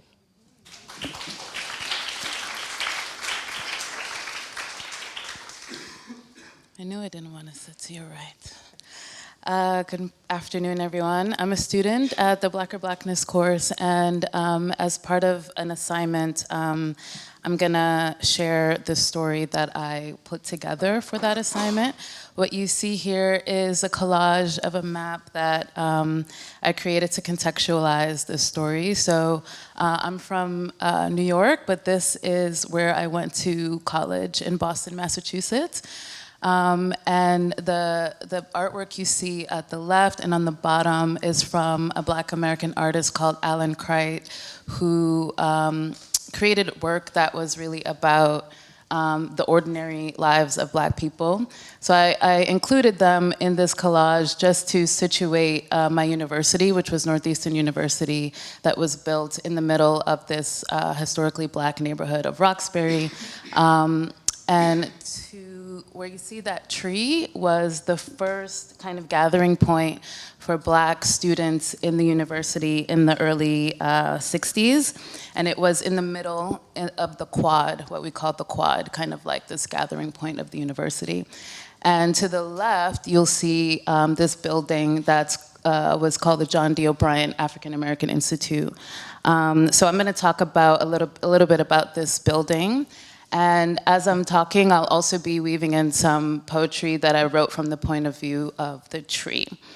So yeah, during the 60s, the school, the Black people would kind of congregate around this tree, and then later in the early 70s, they kind of organized to push for it to have their own space, which is where this building is.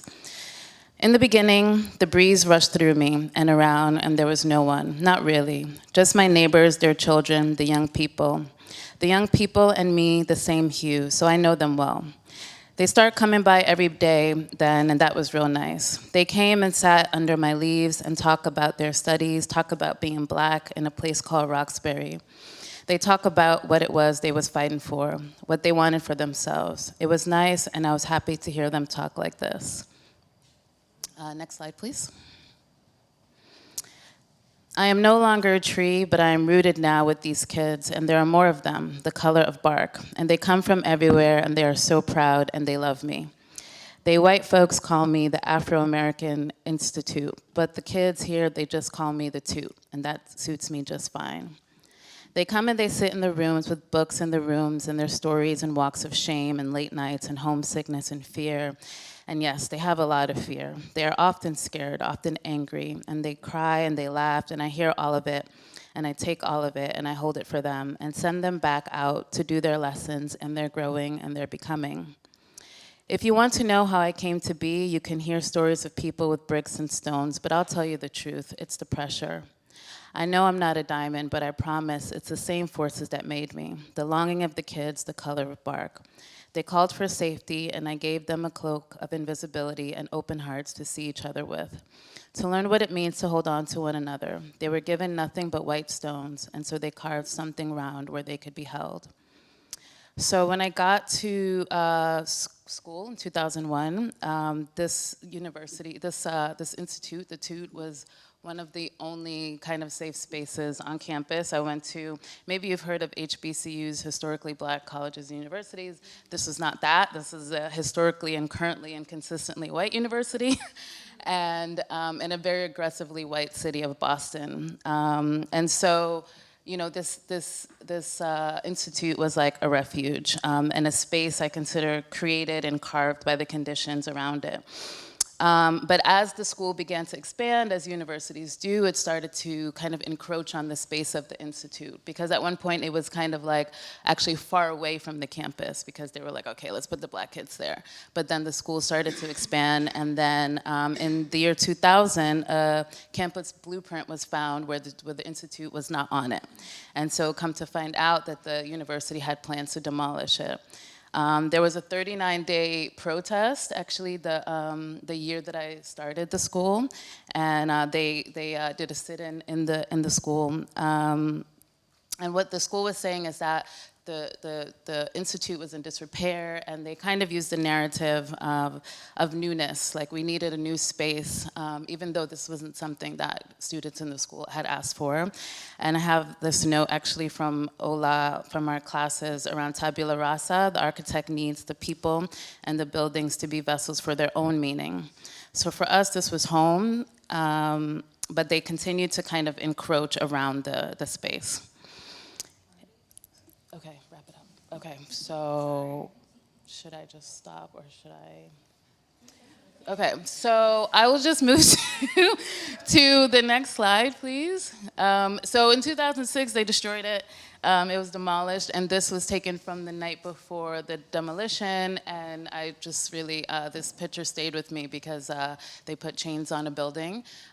We did like a candlelight visual outside of the building the night before, and then the last slide is the tree, because the tree actually still remains there. And so for me, I think about it as a fugitive space, like the tree managed to evade capture, even though the building did not. Okay, thank you. Thank you. Oh, yeah.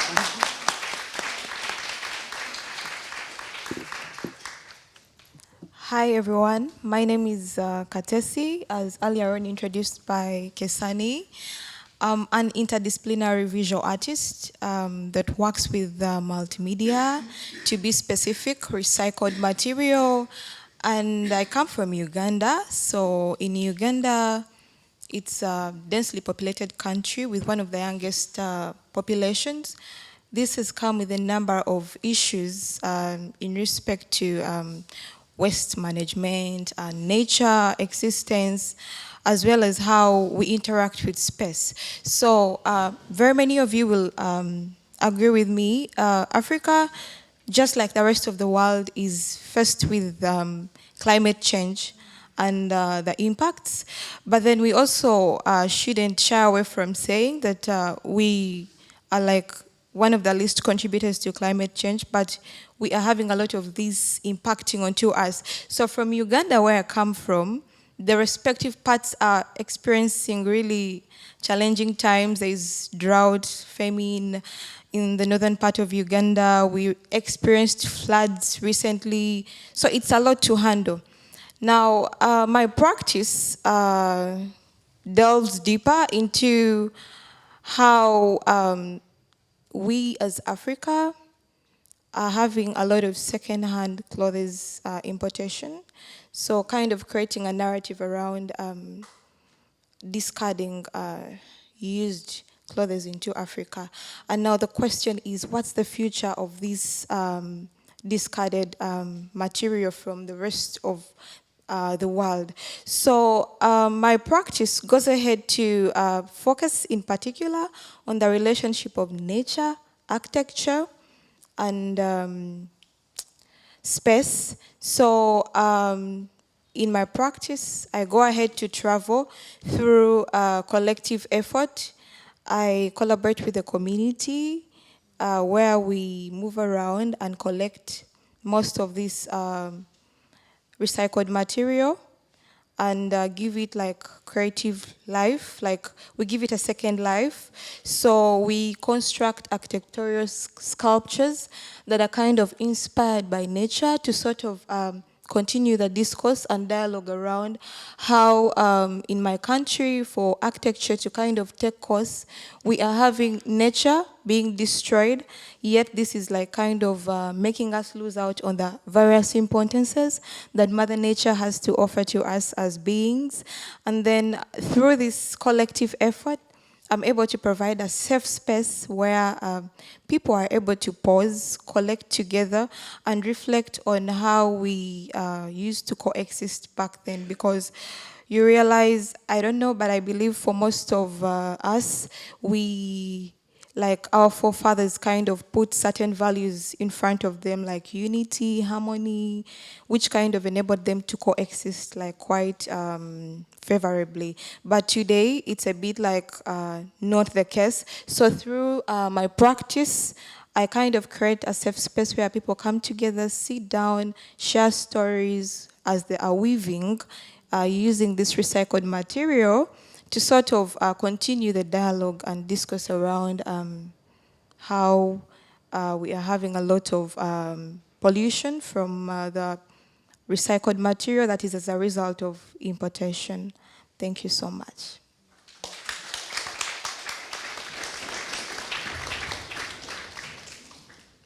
Hi everyone. First I will start to relate my work to the topic, how we travel. So through my practice, I'm working to deconstruct the linear travel, like going from point A to B. So I'm exploring a circular travel within us. Like, for example, instead to find the solution about global crisis outside of the self, is like to redirect this process within us. So it's kind of circular inner travel, where I use natural material, the soil mainly, and the body as a trigger to explore and experience this journey. So this approach perceive actually the point A and the point B as the same point. So it goes actually beyond the duality and the separation. It considers the nature as an extension of us, like which manifests itself in different forms to experience and express life.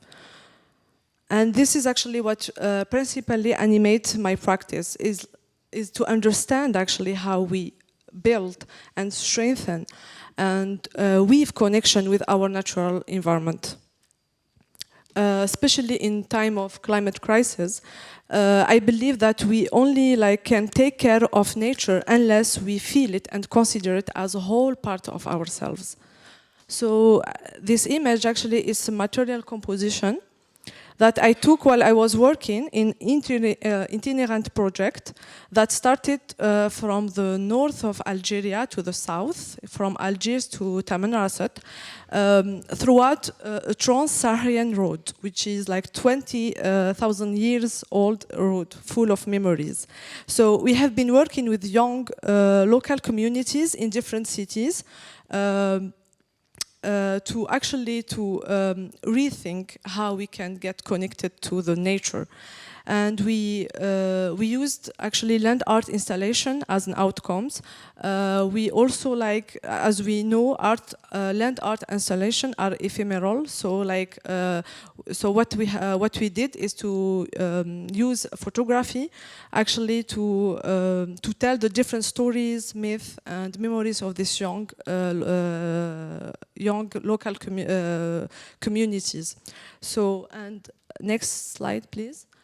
This picture, it's actually during the construction process. So I am an eco-architect, so I principally use natural material, especially earth, mud.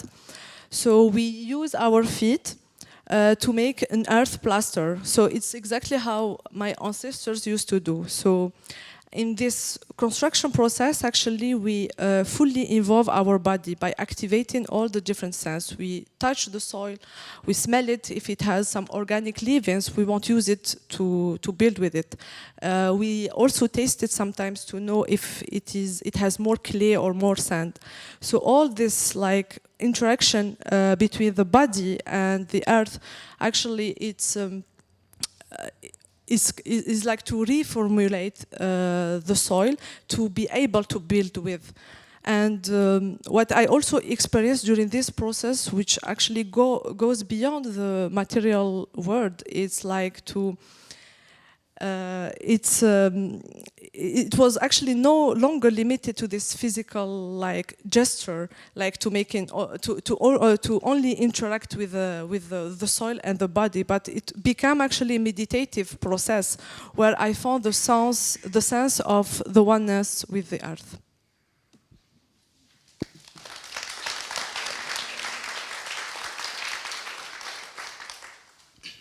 Hi everyone, I'm Kwesi from Ghana. I'm mainly a photographer, a visual storyteller, and a digital space curator. My focus currently has always been on some underrepresented communities in Accra, Ghana, mainly the queer community.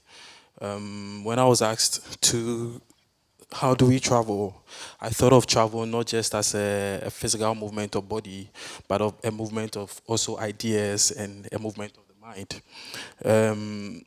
And so for me in my practice, I'm also a self-taught artist and a self-taught photographer. I didn't go through the institutions. It just sort of came up to me, and then I had to follow that calling. And coming into the space, it was a bit of an outsider in the inside. And so this sparked up or triggered like the idea of the shift of artistic systems and artistic expression from the very specific ways that it has been structured to a more flexible way that is accessible to the very society that we comment and speculate about in our works and interventions. During 2019, COVID happened. I'm sure everyone, is aware. It was a very hard time going inside, indoors. It was literally illegal at some point to move around the city. And there was a shift also in the artistic space from the white cube sort of spaces we are used to, where it's a white wall and people, let me connect it to photography, people put photographs on the wall and we all walk around the room with like our hands behind our back and kind of. And for me, it was a way to shift back to just rebelling against those systems and thinking of new ways to be able to express ourselves artistically and our ideas. And so during that period of time, while in quarantine, the very first image, I came across an empty swimming pool. And then I was thinking, this is something that is outside of a very specific narrative that has always been pushed.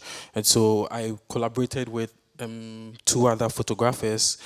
We are just sort of playing around with the ideas of COVID. And so Carl Malanda, for example, she's from Malawi.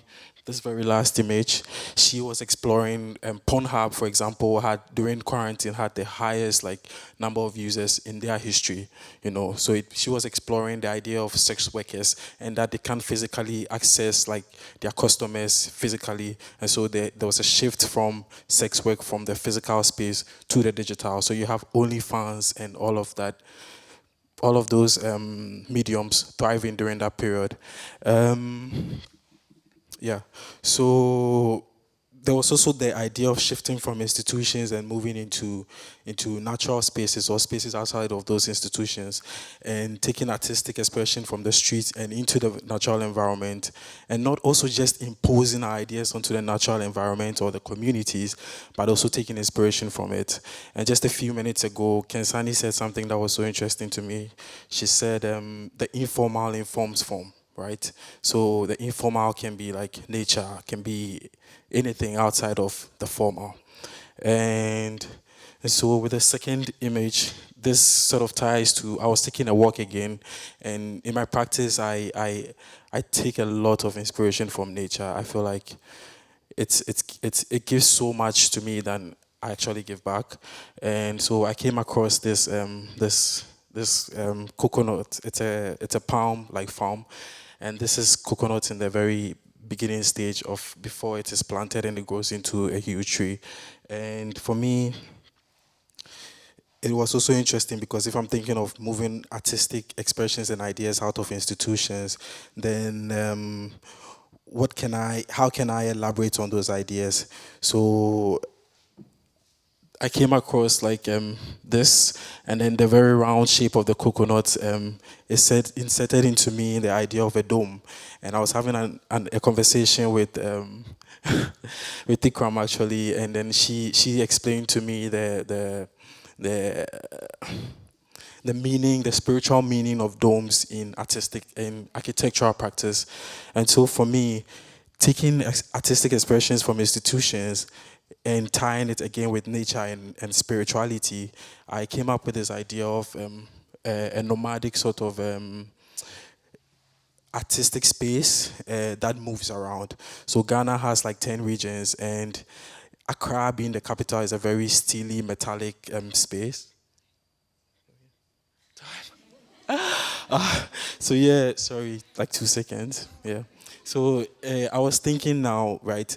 I'm going to put these domes in, instead of inviting artists and collaborating in a space that is an institution, we take this into like the streets, and then with everywhere we go with the 10 regions, we are going to move around. So if it's in Accra and steel is what is synonymous with Accra, we use a steel structure, and the northern part of Accra uses clay a lot in all of their building. So if you are taking the dome to that part as well, it moves around.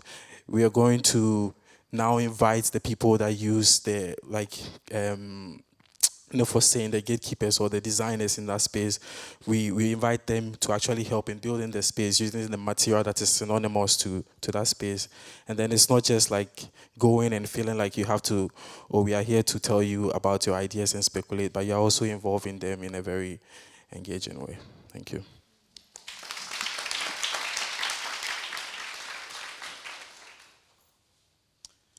Thank you.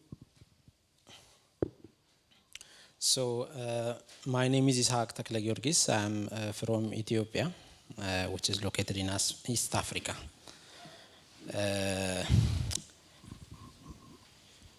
Yes, so just to give you a rough image, Ethiopia is a nation with 20% of urban population, 80% is still living in a rural context, and in the last few years, there is a huge push from the rural context to the urban, because the rural context is no more capable enough to accommodate all those pressures, 80% of the population.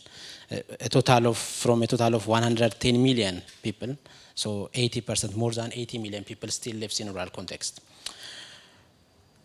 So that leads to a rapid people's movement from a rural context to an urban area, which Addis Ababa, the capital city, and the city I grew up is with a population of 6 million, contributing around 20% of the urban population in general, like a quarter of the urban population. So there is a huge change in transformation in the city, and how I walk is I used to walk through these streets. I grew up like a very walking distance from the university, and this was what it looks when I grow up, like to walk into the universities to get all the skills and knowledge I have learned.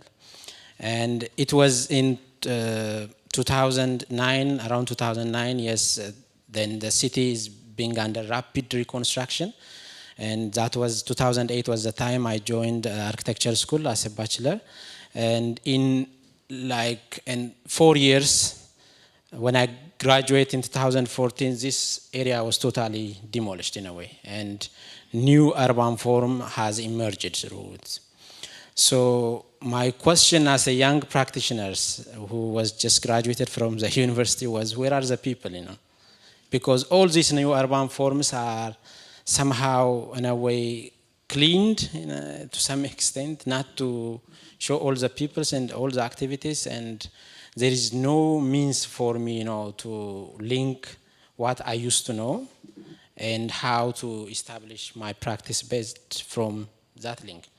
So, which leads me to have a need to join the master plan. So I was lucky to join the Addis Ababa Master Plan Revision, which was a big project, and I was part of it as a young practitioner, and I started to learn how people are, somehow those experts try to think the urban environment. Every place has its own price tag in a way. So some people are pushed out of the city, and the inner city is developed in a way for those who can afford to live there. Then it was really crazy because I would like to go back and understand the university. I joined the university to some extent and have this exposure, and it's always a question, This image were into my mind throughout my practice, and whenever I go nearby, all of those urban forms are transformed into something new, and that new is not willing enough to accommodate the people coming to the city in a way. It is not flexible enough in a way, even capable enough to accommodate, because it's structured into a certain form and a certain language, and it has this screening effect in a way. Who is going to live there and how they should behave, so then this trend is becoming, the main neutral one in a way. Every location which used to be the inner city is being transformed into something new, and the practice is the same. The language is the same. How they are going to replace the images are the same, and they trying to portray into the media with this nice imageries and etc. So I established somehow a practice which really want to explore how to involve the people in the city making process. We are under a rapid, continuous process of city making because we still have only 20% in urban population, but there are lots of projections. A lot has to go to the cities as well. So the city making process is a continuous process, and it's reality for the coming 3 decades. So the practice and interest I'm exploring through the field of architecture and urban planning is mainly trying to understand how people can be part of the city making process, not to get informed of the output, but to be really part of the process. Thank you.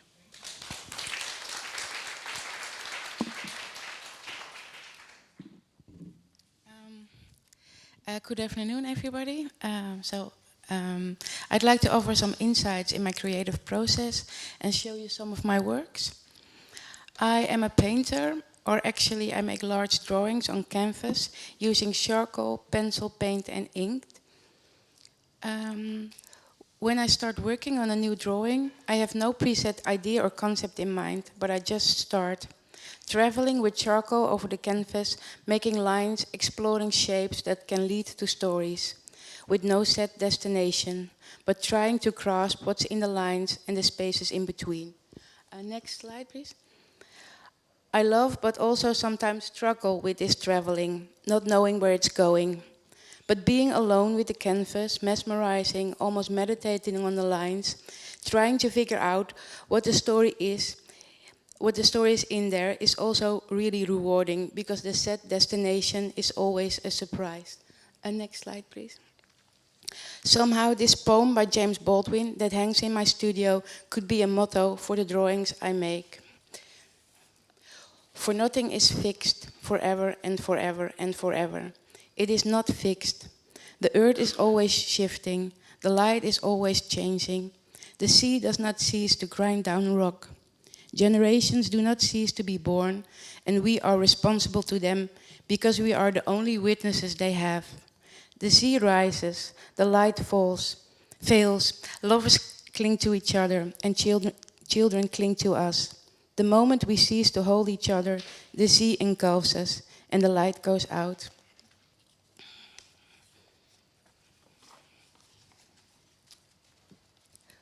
For one of the assessments we had last year, I ended up taking a different approach, resulting in a series of cyanotypes. The assessment was based on a lecture given by Mark Ponte, a Dutch archival researcher and historian who does amazing work looking for black stories in the Dutch archives. The lecture was about him finding evidence of a black community in Amsterdam around 1630. Based on the documents he found, he gave a description of what that community might have looked like. One of the members of that community was Francesca, a black woman who, based on the documents, he thought to be an important and central figure in that community. She took people in that newly arrived in Amsterdam, caring for them, getting them settled in. We talked about what could have happened to this Afro-Dutch community and why, besides the documents in the archives, we can't find traces of what happened to them or their lineage. What is their legacy? So when we were given the assessment to imagine a story or a visual based on the lecture, I chose Francesca as my focus point. Next, please.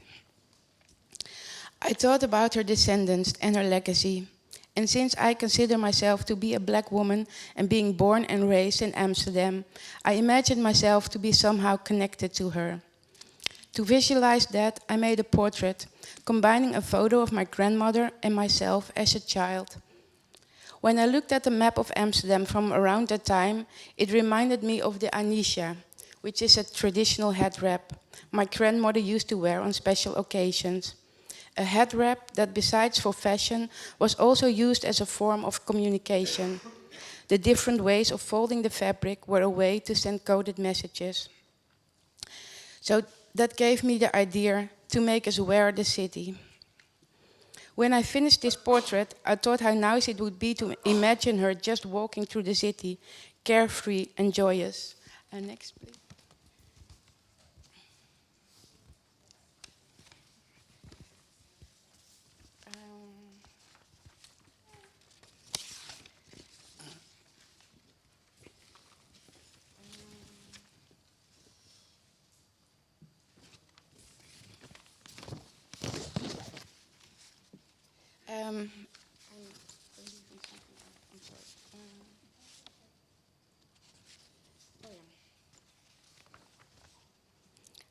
So I took silhouettes from the beautiful movie Daughters of the Dust by Julia Dash. In that movie, there's a scene where you see a woman walking joyously along the shore, looking carefree. I made a series. Okay, the next slide, please. Oh, okay. Well, then it's lost. I'm sorry, because it was a picture of what I did. I made a series of 24 cyanotypes of one woman's walking silhouette and let her move across the map of Amsterdam around 1630 in 24 frames per second. So in a sense, I have been traveling through space and time with Francesca in mind. And so maybe it's not that different from the drawings I make, because drawing can also give me the feeling I'm traveling through time and space, following the lines and the spaces in between. So that's how I travel, in my studio, on a canvas, in that moment feeling carefree.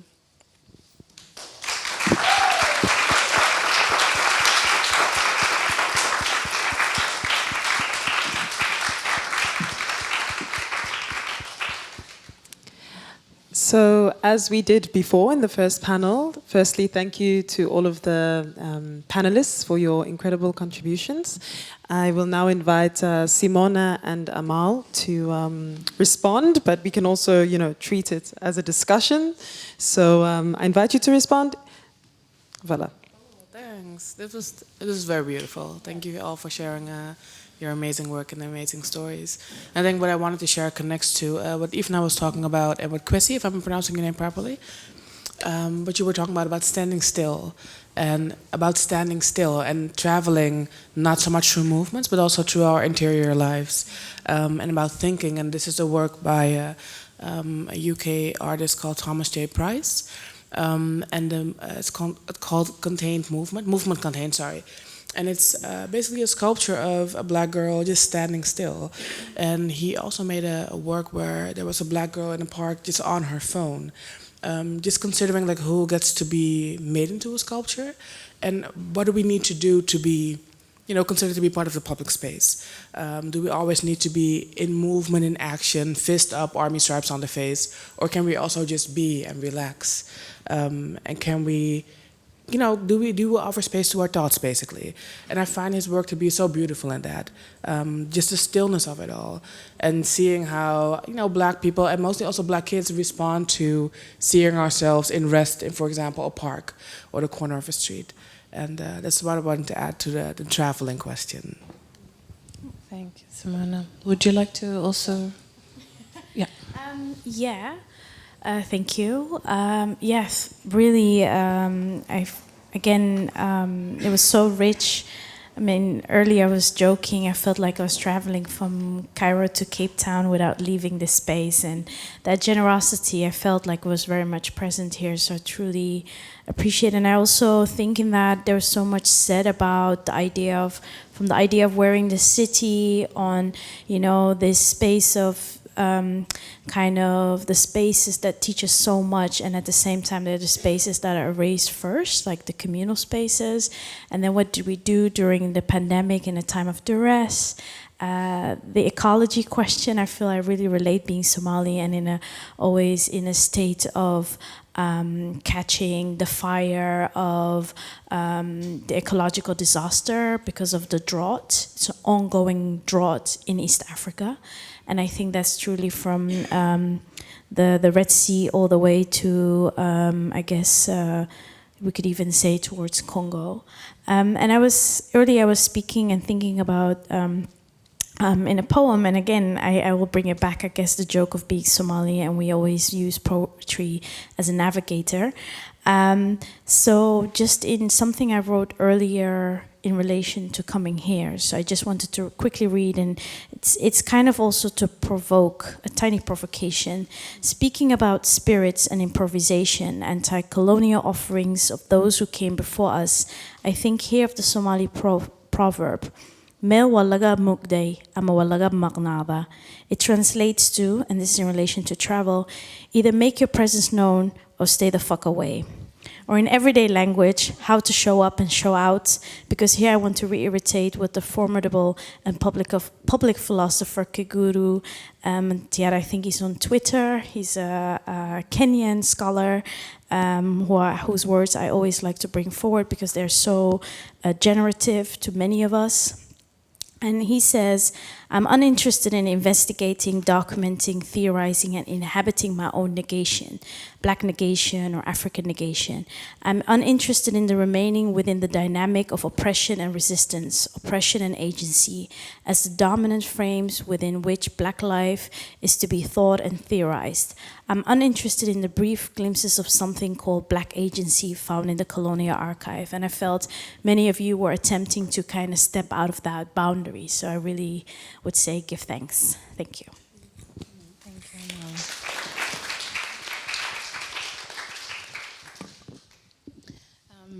you. Just maybe also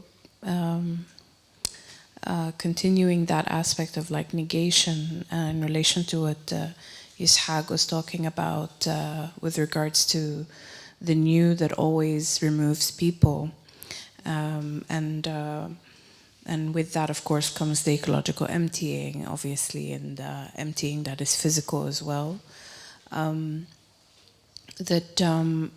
This is also kind of very strongly linked to the exercises we were doing in the lab week in relation to, for example, a neighborhood like Devalen, the work we were doing with the workshops we were doing with Jonna, and talking about structural sanitation, which is a language that was used here a lot to talk about that area, which is also includes, communities that are considered, vulnerable also to this process of the new, or never thought of in the making of the new, And I wanted to ask maybe Ishaq if what kind of language was kind of coming around these projects, or how the community maybe was addressed, if you can tell us more about that.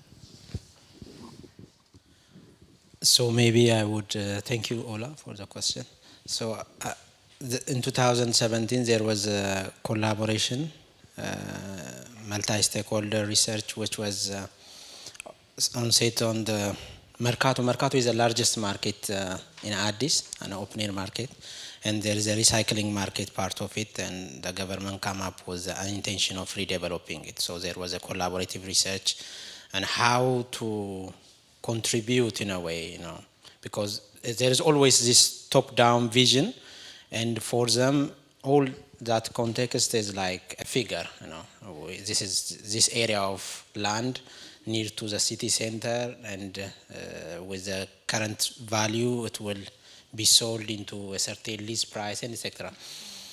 And at the same time, as you may relate, this political control, especially in Ethiopia, is also give such huge power to the authority to control almost all resources. Like land is more of under the control of the authorities, and the planning bodies are dominantly influenced by the political interest, and all those involved in the process are mainly inclined to the interest of the authorities and the developers.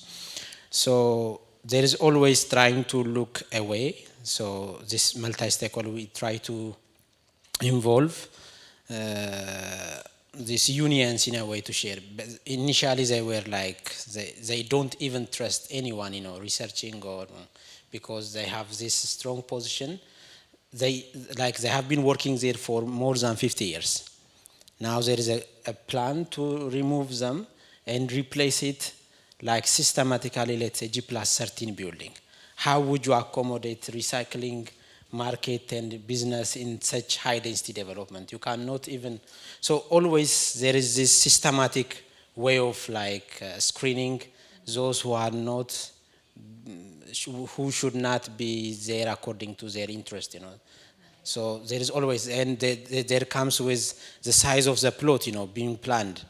If it's a huge plot of land, you cannot afford to buy it. So always there is a system. So what the collaborative group we tried to do is, there was both international and local, the university collaboration. So the attempt was trying to develop a free manual, for example, how they could negotiate in a way with spatial terms.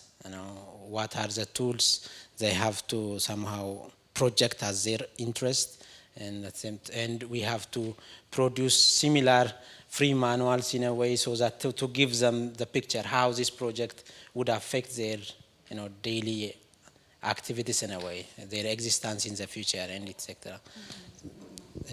Thank you. Thanks, Isiak. I think it's very interesting. You use the word negotiation a lot, and I think in relation to travel, negotiation and navigation, right, become sometimes synonymous. And it makes me think, I look to Kwesi, to Nifemi, and to Ivna about this notion of the traveling or the mobility of that which is intangible, ideas or intelligence, the spatial intelligence embedded in, for instance, the products that are you're coming across through your project, Nifemi, or that which is intangible, the lives that exist within the digital realm that you're then bringing up through exhibition making in the city, Kwesi, and Ivna, the sort of imagery that you're, in a positive sense, imposing, and think of the collage that you showed us at the end as a way of also introducing a coding and celebrating a coding that already exists or existed. And so, with this sort of reflection of foregrounding intangible things that are constantly traveling in your work, I wonder how you reflect or how you navigate as you're traveling with your ideas, how you navigate resisting controlling images in the spatial industry, right? So I quickly take a moment to describe what controlling images are. So I 2 years ago wrote a piece called Resisting the Controlling Image, and really lending from Patricia Hill Collins. Controlling images are images that are created by big institutions, by media, that sort of impose an image, a social image of bodies that are not in dominant society, that have no control of that image. So we're speaking about, in the context of Patricia Hill Collins, mommies, matriarchs, images of black women that they have no say in creating for themselves.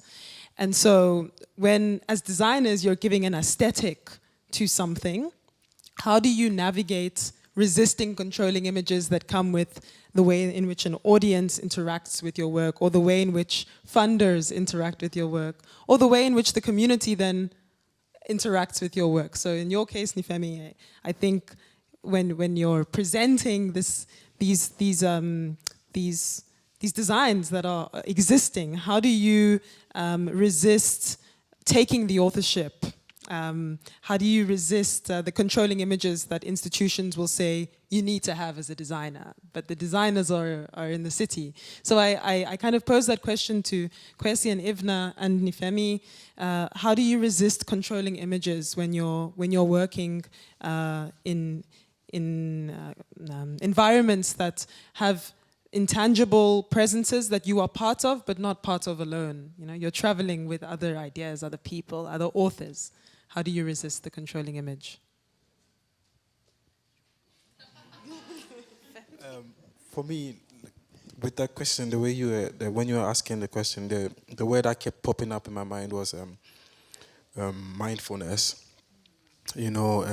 Sometimes, and a lot of times, the arrogance of artistic practices that we feel like we have all these ideas and we go into the communities, because the ideas is also, they don't stand on themselves, right? They're ideas that are connected to the communities and the societies. And we go back into the societies with this mindset that, oh, I found this problem and I've explored all of this like methodologies and now I found a solution, so this is the solution. But when you're mindful that, there's also lives and experiences and histories in these communities that you're exploring. You go in with a certain mind, a mindful state of asking, of receiving, rather than imposing or answering. And then it's more engaging, and it's how do I put it? Not just engaging, but it's also like a collaborative sort of effort. So for me, I think that's the word, just mindfulness each step of the way, and just checking yourself, throughout the process, so that it's not coming from a place of, what's the word, like when you're trying to be a hero, or, yeah. I think for me, one of the reasons why I started this project was basically to create an archive. And through this the reason for wanting to create an archive was I'd always tried to figure out how to reference the past. And while I was referencing the past, I think I realized that a lot of people were kind of, a lot of people were basically dictating. Sorry, one second. A lot of people were basically dictating what type of what type of products we should reference. And I know that one of the things that's happening in Africa is that there's a huge design revolution because of the materials available and contemporary design solutions and materiality from a contemporary standpoint. And one of the things that, one of the things that one of the things that I really wanted to do was, after creating this archive, make sure that it's actually open source and accessible to everyone, to other designers. So I don't own the archive, and I think other designers as well won't own the archive. The idea is that people will be able to access it and be inspired by these products and understand that, in general, through these anonymously designed objects, there's systematic production techniques that are popping up and systematic distribution techniques that are kind of popping up as well from a contemporary standpoint. So I think I never kind claim to kind of own the idea of these products, but instead what I do is I put it at the forefront of people to say, hey, look, these designs exist, and from a grassroots level, these people are basically creating products from scratch from a contextual standpoint. I don't know if that answers your question. It does, Yeah. it does. Yes. How do other artists engage with your archive? So I'm currently at the early stages, but what I'm doing is I'm figuring out a way to sort of 3D scan these objects, and then I'm going to make them digitally available. And as I 3D scan them, I'm basically creating a bill of materials as well, so breaking down every single material, and figuring out how to sort of explain to people how, from an urban landscape, why some of these production hubs are existing or exist as well. So but it's still in the works, and I'm hoping to hopefully publish the first archive before the end of next year. Nice. Yeah. Fantastic. Ivna, would you like to respond as well to this notion of resisting? I'm a bit distracted actually, but yeah. So with the project I did with the cyanotypes, I really tried to make history visible that's not, really there anymore. But what I struggle with is always that how sincere I can be, or how that once it's in the world, it's it's the people that look at it. I find that difficult, how they engage with it, or how to. That's something I always struggle with, especially with my paintings, because somehow, no matter, there people always have like a preset idea because I'm a woman of color, and about what the meaning of my paintings are, and I'm not really always content with that. So, yeah, I hope that answers your question a bit. Yeah.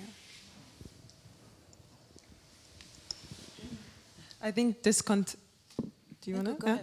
I think discontentment is something that came up as well in the first panel, and also to just situate what's happening right now. That we are a group. This Building Beyond group is a group of multidisciplinary spatial practitioners. So we speak through different language.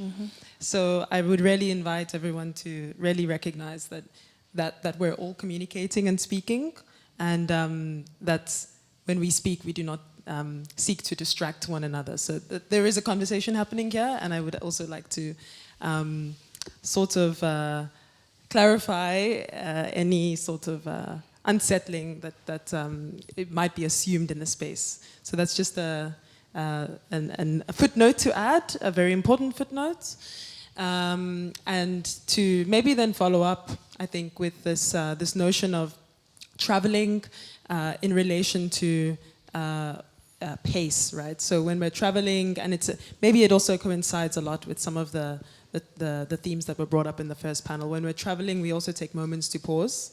And as we know, according to the traditional sort of canonical, the development of cities is about pausing permanently and then collecting things, and so you settle. And so how do you, when you're thinking about cities that are moving so quickly, Isiak, you were mentioning population growth. Ikram, you were mentioning, along with Katesi, climate change, and we know that climate change is already forcing people to travel. So the travel is not always intentional, it's also displacement. The earth is forcing us to engage and travel with it in different ways. How do you think about the pace of how your practice travels in relation to the environments and the conditions that you work in? So I pose it to Ikram and Katesi first, because it's somehow also an environmental question, and maybe Isiak, you can also take a moment to reflect on that. So basically, how I see traveling, I mean, especially like the fact that I use natural materials, mainly earth. I have seen it like in different continents. And it depends on the context. For example, in Algeria, in the Sahara, we use adobe because the soil has a lot of clay. For example, in Morocco, we use rammed earth because it's more sandy, so it has more sand. So each context has each environment has its own technique. So and our ancestor and our indigenous knowledge, they knew actually how to use how to actually be in harmony with the environment and how we use it without making anything which can be harmful for themselves and for the nature. So yeah, and today, I mean, I really believe that this global crisis, at its roots, it has consciousness crisis or mindfulness crisis, like Kwesi said. So, I mean, instead of looking for always action and doing, just pause and reflect on ourselves and try actually to be instead to do.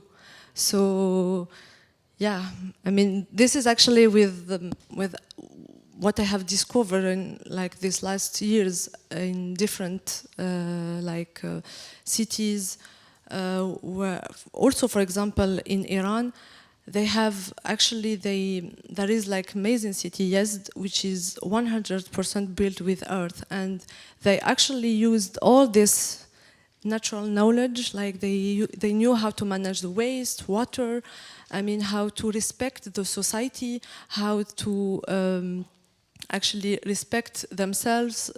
So it was actually really interesting to see all this way of traveling, which actually starts with the self. So, and then it goes to the outside world. So yeah. Thank you. Well, for me, in my practice, I travel through a number of ways. One is through space, through memory, and through material. So I beg you, help me display my images. That will help me explain myself better.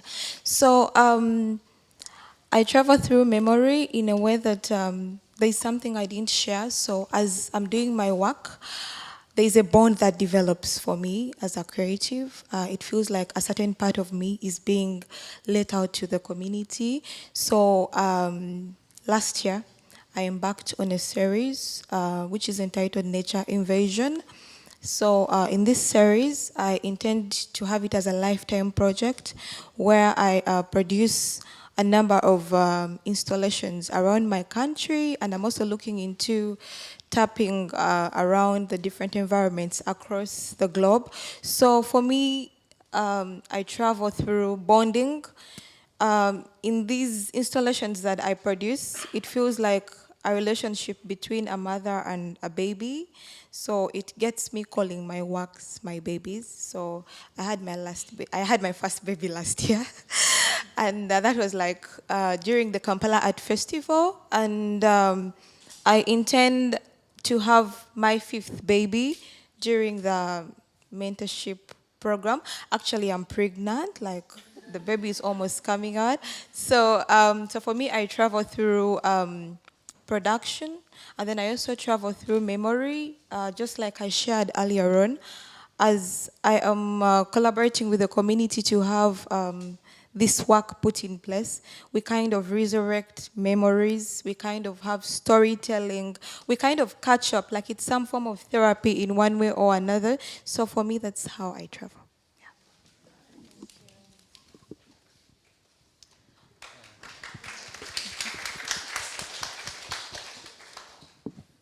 So in my case, the topic I'm working is let's say, just to give you an image, 12 years ago, the population of Addis Ababa was 3.2 million. And now it's more than 6 million. So the pace is huge and the pressure is so huge in order to comprehend our practices accordingly. But we would see some of the cases, there comes with the people to the citizens somehow endorses to some of the projects in a way that their belongingness, and it somehow also sensitizes the political movement. For example, the current prime minister we had, the political protests were mainly circling around the master plan of Addis Ababa. So the spatial, when it links to the people's movement, it sometimes you would see the impact, as fast as possible in a way. But in other, like inner city developments, urban developments, the images are too powerful in a way. Like the image portrayed in media, how the city is transforming, how the city is changing is we need to develop a certain tool to show another comparable image in a way. And all the globalization, the way you see, or the image you have from the developed world, which is also promoted in a way to the people's eye, is it's easy to recognize this image. There is little question how this image would affect, the people. So sometimes it gets difficult in a way.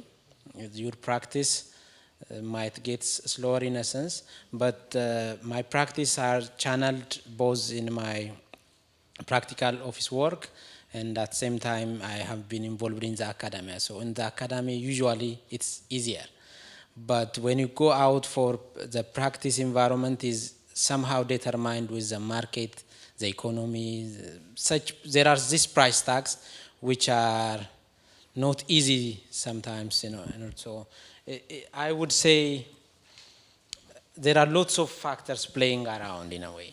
So to some extent you would see somehow your ideas or the practice lines we chose are somehow being acceptable and become the center of political discussion, especially the periphery of Addis, because it's affecting the farmers. Then the politicians took that as a tool of political discourses, then you would see the impact in a very speedy way. Femi, you wanted to respond as well? Yeah, so I just wanted to add that I think one thing that I found intriguing with the project I'm currently working on was how ideas in general travel, because some products that exist in Lagos exist in Accra, for example, but they might be different through materiality. And a good example is the quali that I showed on my slide, where in Lagos, it's made out of plywood, but in Accra, sorry, it's made out of cardboard, but in Accra, in most cases, it's actually made out of plywood because that's what's easily accessible. So I just wanted to add that I think the idea of that Kwesi mentioned about ideas kind of traveling, and it also just brought me to thinking, if anyone wants to add to this, like how do we sort of improve or learn from each other systematically, and with the output that comes out of each city, basically. Yeah. Thank you, Femi. I mean, it reads also, of course, as like a kind of desire calling for reformulating the way we address the issues, who we address. So basically, who do we take also our concerns and grievances about certain problems to, like who do we talk to about these things? And of course, we know that there are, preset channels and let's say, knowledges about how you should resolve things or how you should identify a problem. And I think I can definitely sort of sense it also in all of the practices of this, it's really kind of a gathering around how to reformulate, how to ask the right questions and identify what the issues are. And of course, it's a huge challenge due to also the speed of the change of things, right? The transformation, the thing that you can't, Selma earlier had mentioned, you kind of can't catch up to it in a sense.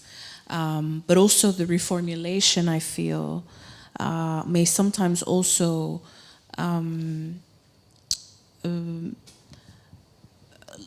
not really guide us towards following the thing, you know, but really following each other, and following, you know, each other's work, the thoughts, what has been sort of brought to the table. And I think about, you know, when I speak about that, I also think about what you said, Marley, in terms of the space for refuge, and that it can be, you know, in this entire campus, it was the tree, right? And it was something that was kind of not considered part of architecture, you know, per se. It wasn't really considered part of the city like that. And yet it became something that held the aspirations of Black students, their grievances, and so on and so forth. I hope to see more of us talking to each other about that, and not, and I understand, of course, it's easier said than done, but also not resorting all the time to, you know, the powers that be, in a sense. That there is also power in the scale of our networks also with each other, and the resources we can share also with each other. I wanted to, first I asked Jim if we're okay on time. Okay, so if, do you have more questions, Khensani? Maybe we can open it up for the public, for the audience? Yeah? Okay. Any questions, critiques, or comments? Otherwise, we go back to our respondents. Yeah, offerings, exactly. Yeah. Hello, I have a question. First, thank you all for sharing everything you have shared. And my question is, if the person that is on the floor is part of the audience or has participated in one of both programs. Thank you. Yes. Yes, so the artist... Hannah. Ah.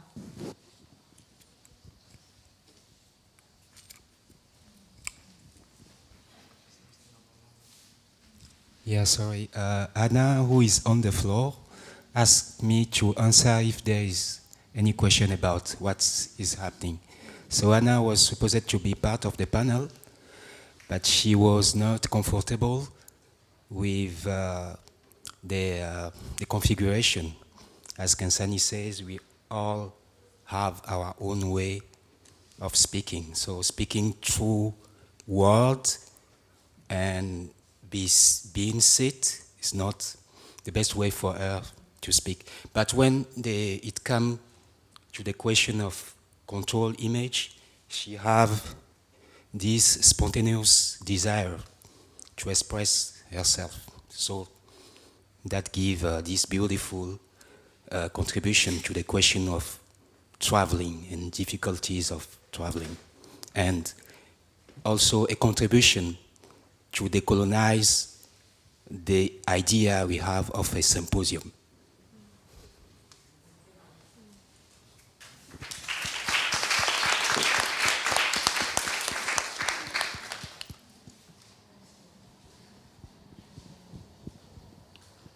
Any more questions?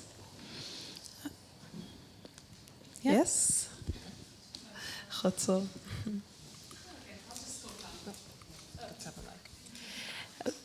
Sorry. My question is for you.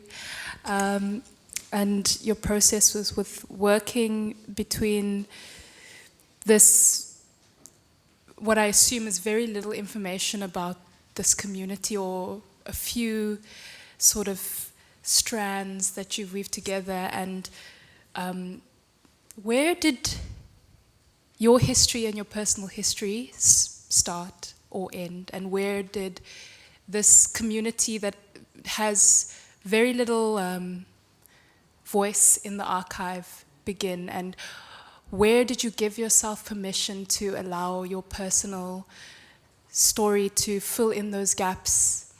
And was it difficult, or was it easy? Or what was the emotional process going through that? Well, I just thought it was so sad that there was no, other than the documents in the archive, which were also really little, that there was no. I wanted to make like something tangible for her, like. Yeah, and I think, well, that community had a space in Amsterdam, and I have my space in Amsterdam, or I want my space in Amsterdam, because I see like a connection there. For if you ask somebody in the Netherlands who is somebody from Amsterdam, nobody would think of me. Because I don't look like being Dutch, I don't look like being, in their opinion, but I am.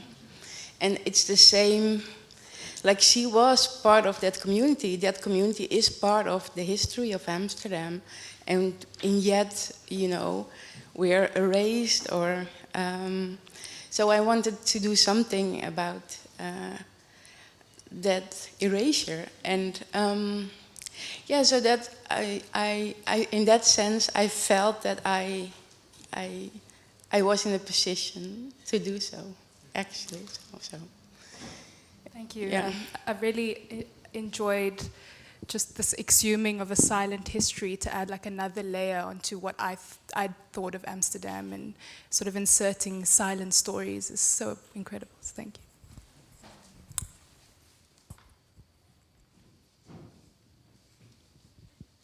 Any other questions from the audience?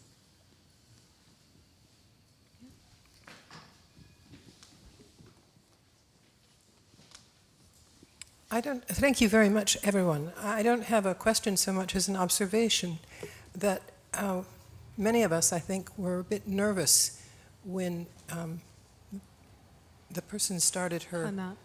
or their presentation on the floor, and we all relaxed when it made sense, when someone gave us an explanation. And I think that has relevance for communication and our efforts to disrupt the rigid orders that limit us from connecting, that we go through an uncomfortable phase, but it helps when we understand. I just throw that out.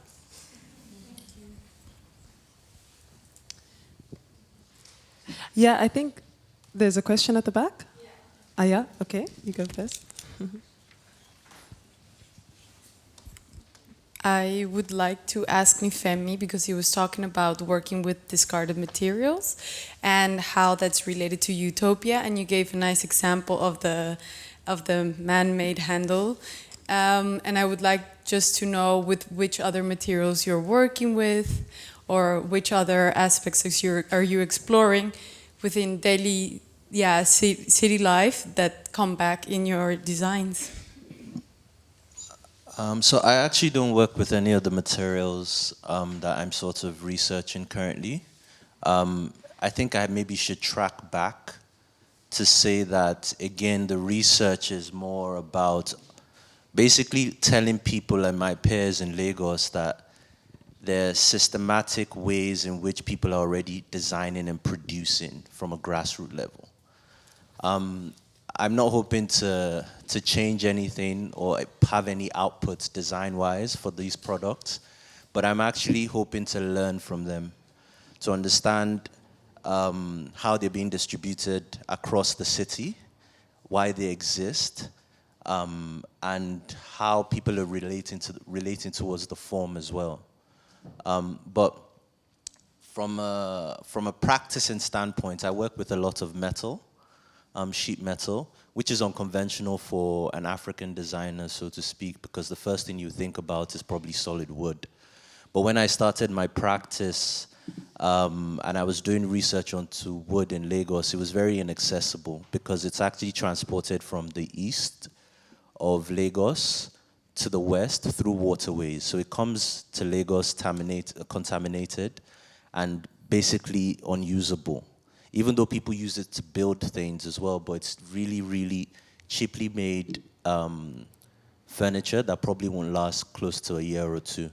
So I started looking at contemporary production techniques that existed across the city, and I noticed that there was one indigenous company that was making generator casings out of sheet metal, and the reason for this is because we don't have 24-hour electricity in Lagos, and a lot of people have private generators in their household. So this production technique started becoming extremely popular. So for me, when I walked into this production hub and found this factory, I wanted to design with a material that currently people are sort of interacting with, but from a different angle. And jokingly, I think I gave a lecture a couple of days ago, and someone asked, oh, so how are people sort of relating towards metal? Because if you're saying that in African homes, a lot of wood is being used, but I tell them that on a day-to-day basis, we actually, we interact with metal more than we think, because we have cars, we see the generators, we have gates.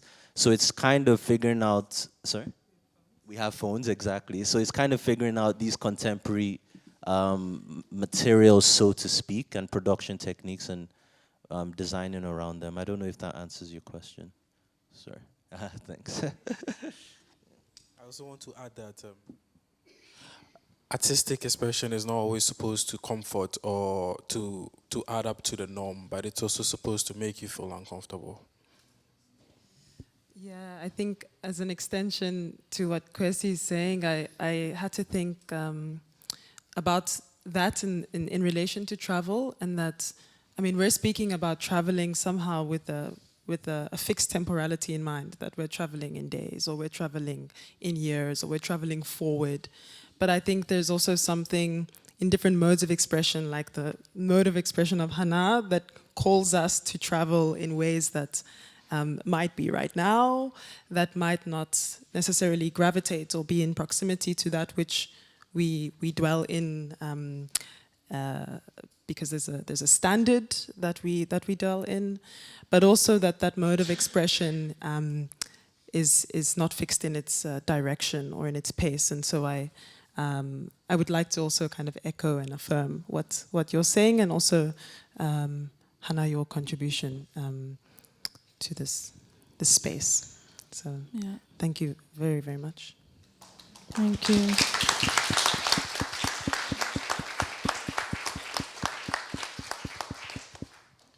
I wanted to also, and this is definitely inspired by this, like different way of speaking, and we had lengthy conversations about form and forming in relation to practices that take obviously different forms, but also address things that might not necessarily be tangible.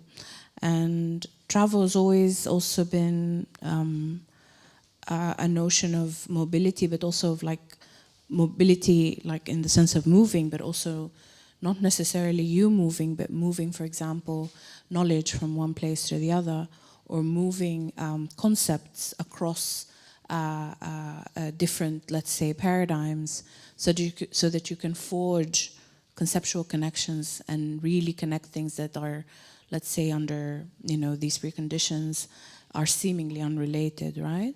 And through that, there is a sort of new opening that happens, right? Of like new potentials, new expressions, forms, languages, and we talked earlier about reformations or speedy transformations of environment. And I was wondering, and maybe I posed that specifically to Kwesi and Femi about how do you see movement also in your practice? What do you see move rather than the material stuff, let's say? Yeah.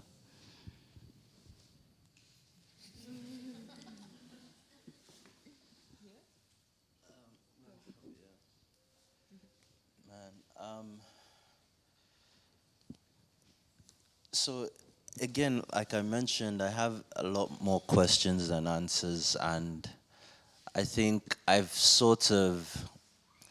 created this new product I'm hoping to show in January.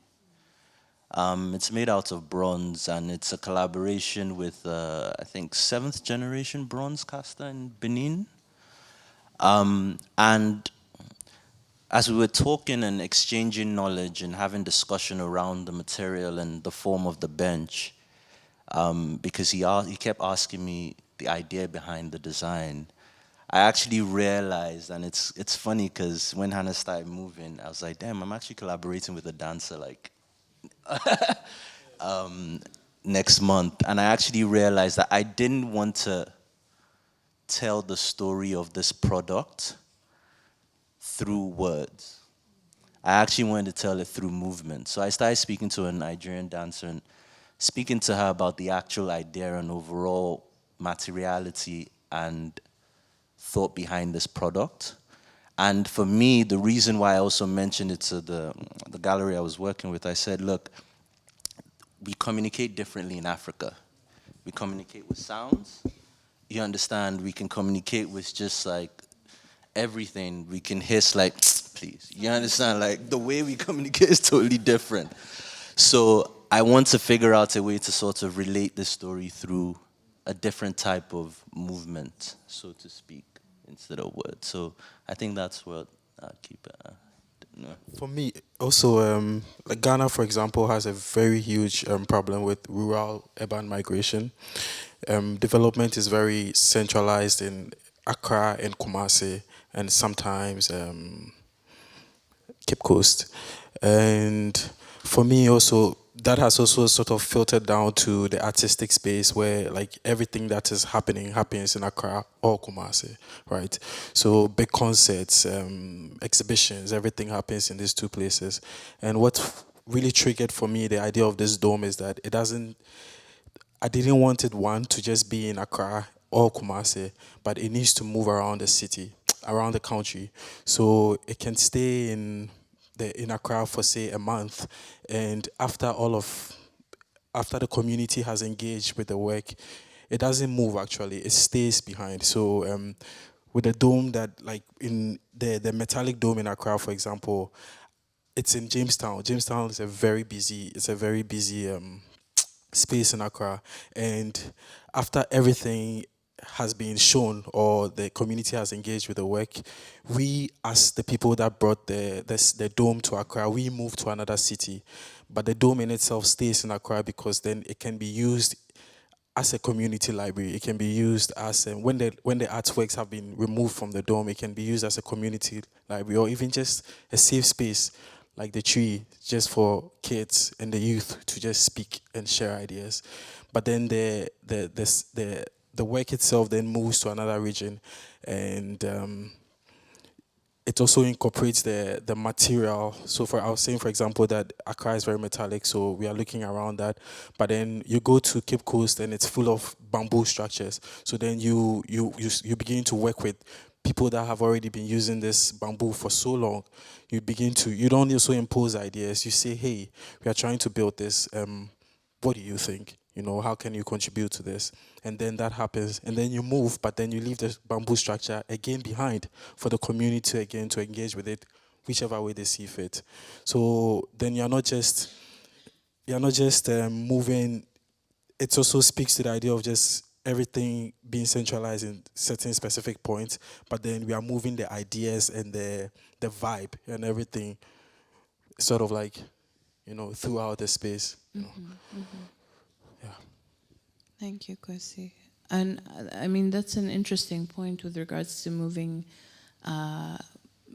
things around the space, in a sense that also you can kind of, and this kind of like remnant maybe, I'm not sure if that would be the correct word, of like leaving the dome behind,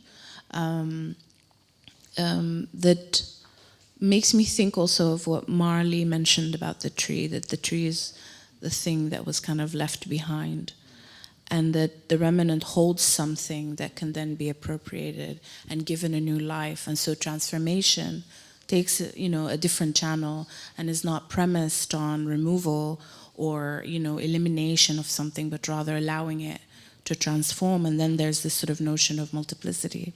And I want to maybe like bring it back to Marley's contribution around the tree. Like, how do you see the tree's life kind of maybe transforming, or what do do you ever dream about it, or think about maybe going back, or what also, just if you've gone back recently, I would love to know like what is happening around it right now also. Does this work? Yeah. I haven't gone back. I actively avoid going back to that city and to that university. But I mean, I think why I wanted to write about this space and this tree is about this kind of realizing that the void of that demolition was staying with me. And so I feel like what the tree and the kind of loss of that space signifies is this kind of temporality and this kind of sense of impermanence.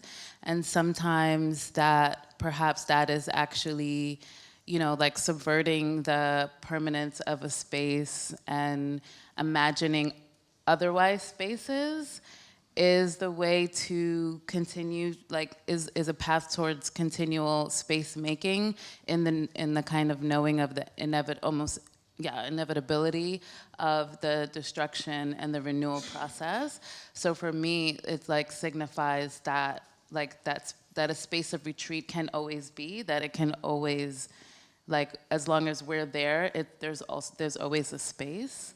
And kind of keeping that in mind, because I think someone previously had said we can get kind of stuck in this space of longing and sadness and remorse towards the spaces that we lose, but I'm really interested in the otherwise space.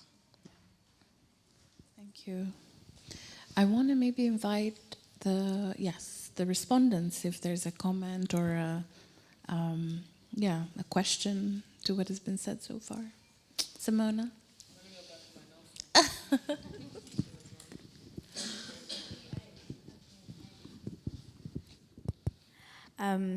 Thank you all for this such a rich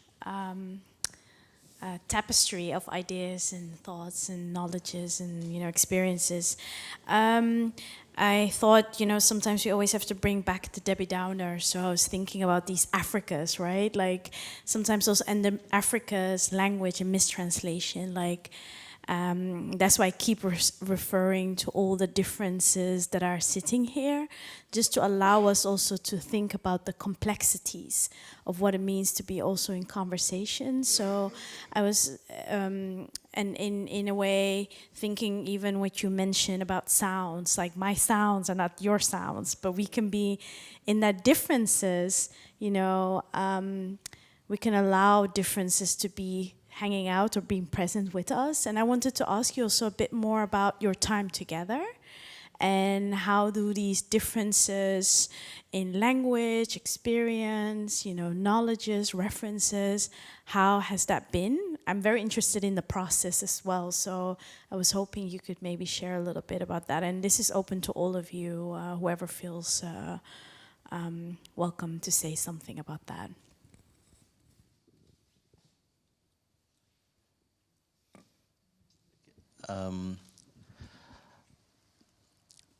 I think for me, one of the beautiful things about the group was that it was important to kind of have as much dialogue with people. And I think one of the dialogues that I had, I keep bringing it up, was with a participant who's not here with us, Mohammed. Inside joke. But the idea behind this was we paired together to have a conversation around our practice. And I remember speaking to him, like generalizing, like I'm trying to figure a few things out, but I'm working with this community, etc. And he said something important to me that stood out. And he said, look, the community isn't an extension of your practice. The community is part of your practice. So every time that you're speaking for them. And I think it was something that I kind of always take with me as I work now, where it's like, okay, my practice is bigger than I thought. It's not just me behind a computer and going into these communities and having conversations and trying to sit with them and be part of that community. I am part of that community. So I thought that was extremely interesting. And in general, I think that's just one example of a dialogue, but those type of dialogues kind of spruced up once in a while.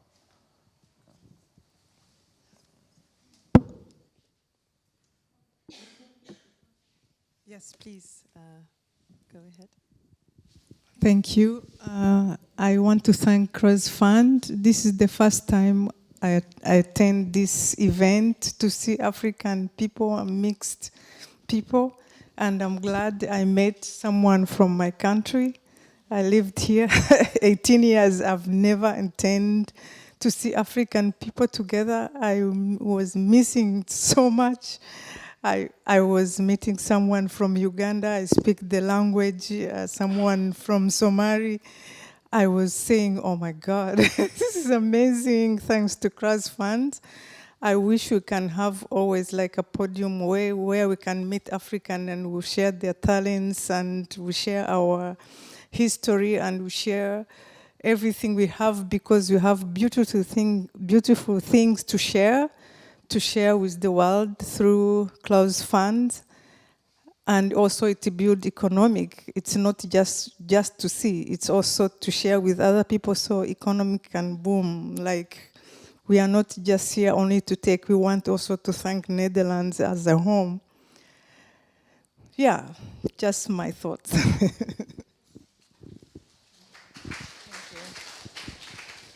Okay, I think, yeah, we need to wrap up, unfortunately. No, I think, yeah, there's a little minute, if we can. Yes? I just want to respond to, because in the previous session we had somebody asking about inclusivity, and now somebody made a comment about how much more comfortable it is when you introduce the person who's disrupting. But I feel like it's also okay to sit with your discomfort for a moment, because a lot of us, the work that we do, we don't have that luxury of, we're always disrupting, so to say.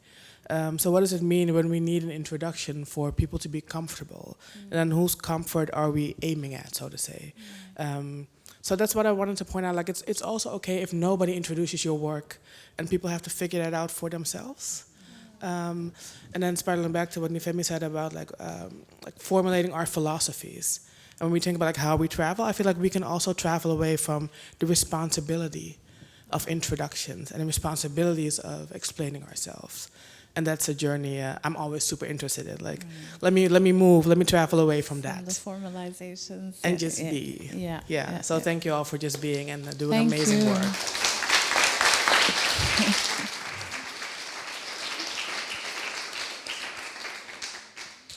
Well, we have reached the final point of this symposium, and I'm glad that, anyway, I hoped, of course, that I could give, there could be space, of course, more than the 5 minutes. So people I cut off, I apologize. But it has to happen, unfortunately. I just want to thank everybody also who just accepted the invitation in its many forms, to participate, take part in this, and obviously the respondents and everybody also who supported, and of course my partner in crime here, Khensani, with just the labor of also having the lengthy conceptual conversations and talking to each other about what seems sensible and what's not, and what can we do right now that's urgent, and what can we just kind of like it's okay, we can let it go. And that's been happening up until the moment of the symposium started, so it's all good. Maybe I hand over to you if you want to also share a few words. Yeah, I would firstly say thank you very much to Ola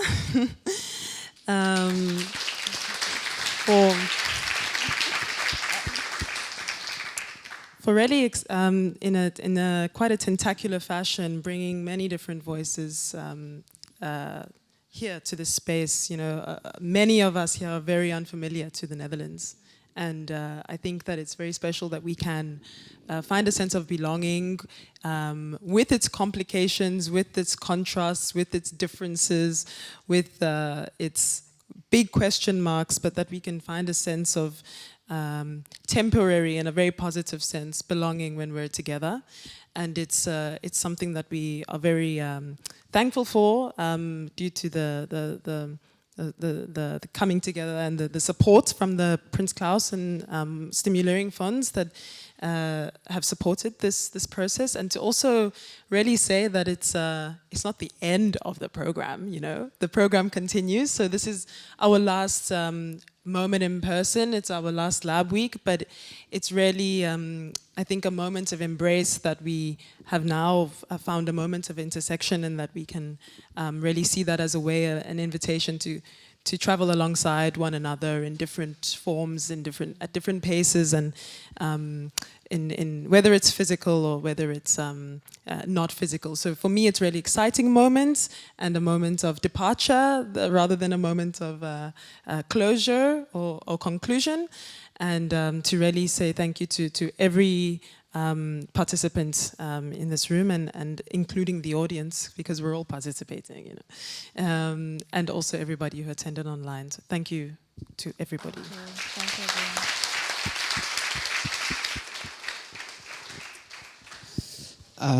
I just wanted to echo, I'll speak for myself, and those who kind of, as part of the cohorts, are keen for me to do that, I'll do that on their behalf as well. But it's to offer thanks to the people, to the voices and the faces that have not been on the stage, who've been incredibly important in holding all of this shit together. So if I could name, it's Nangare at the back.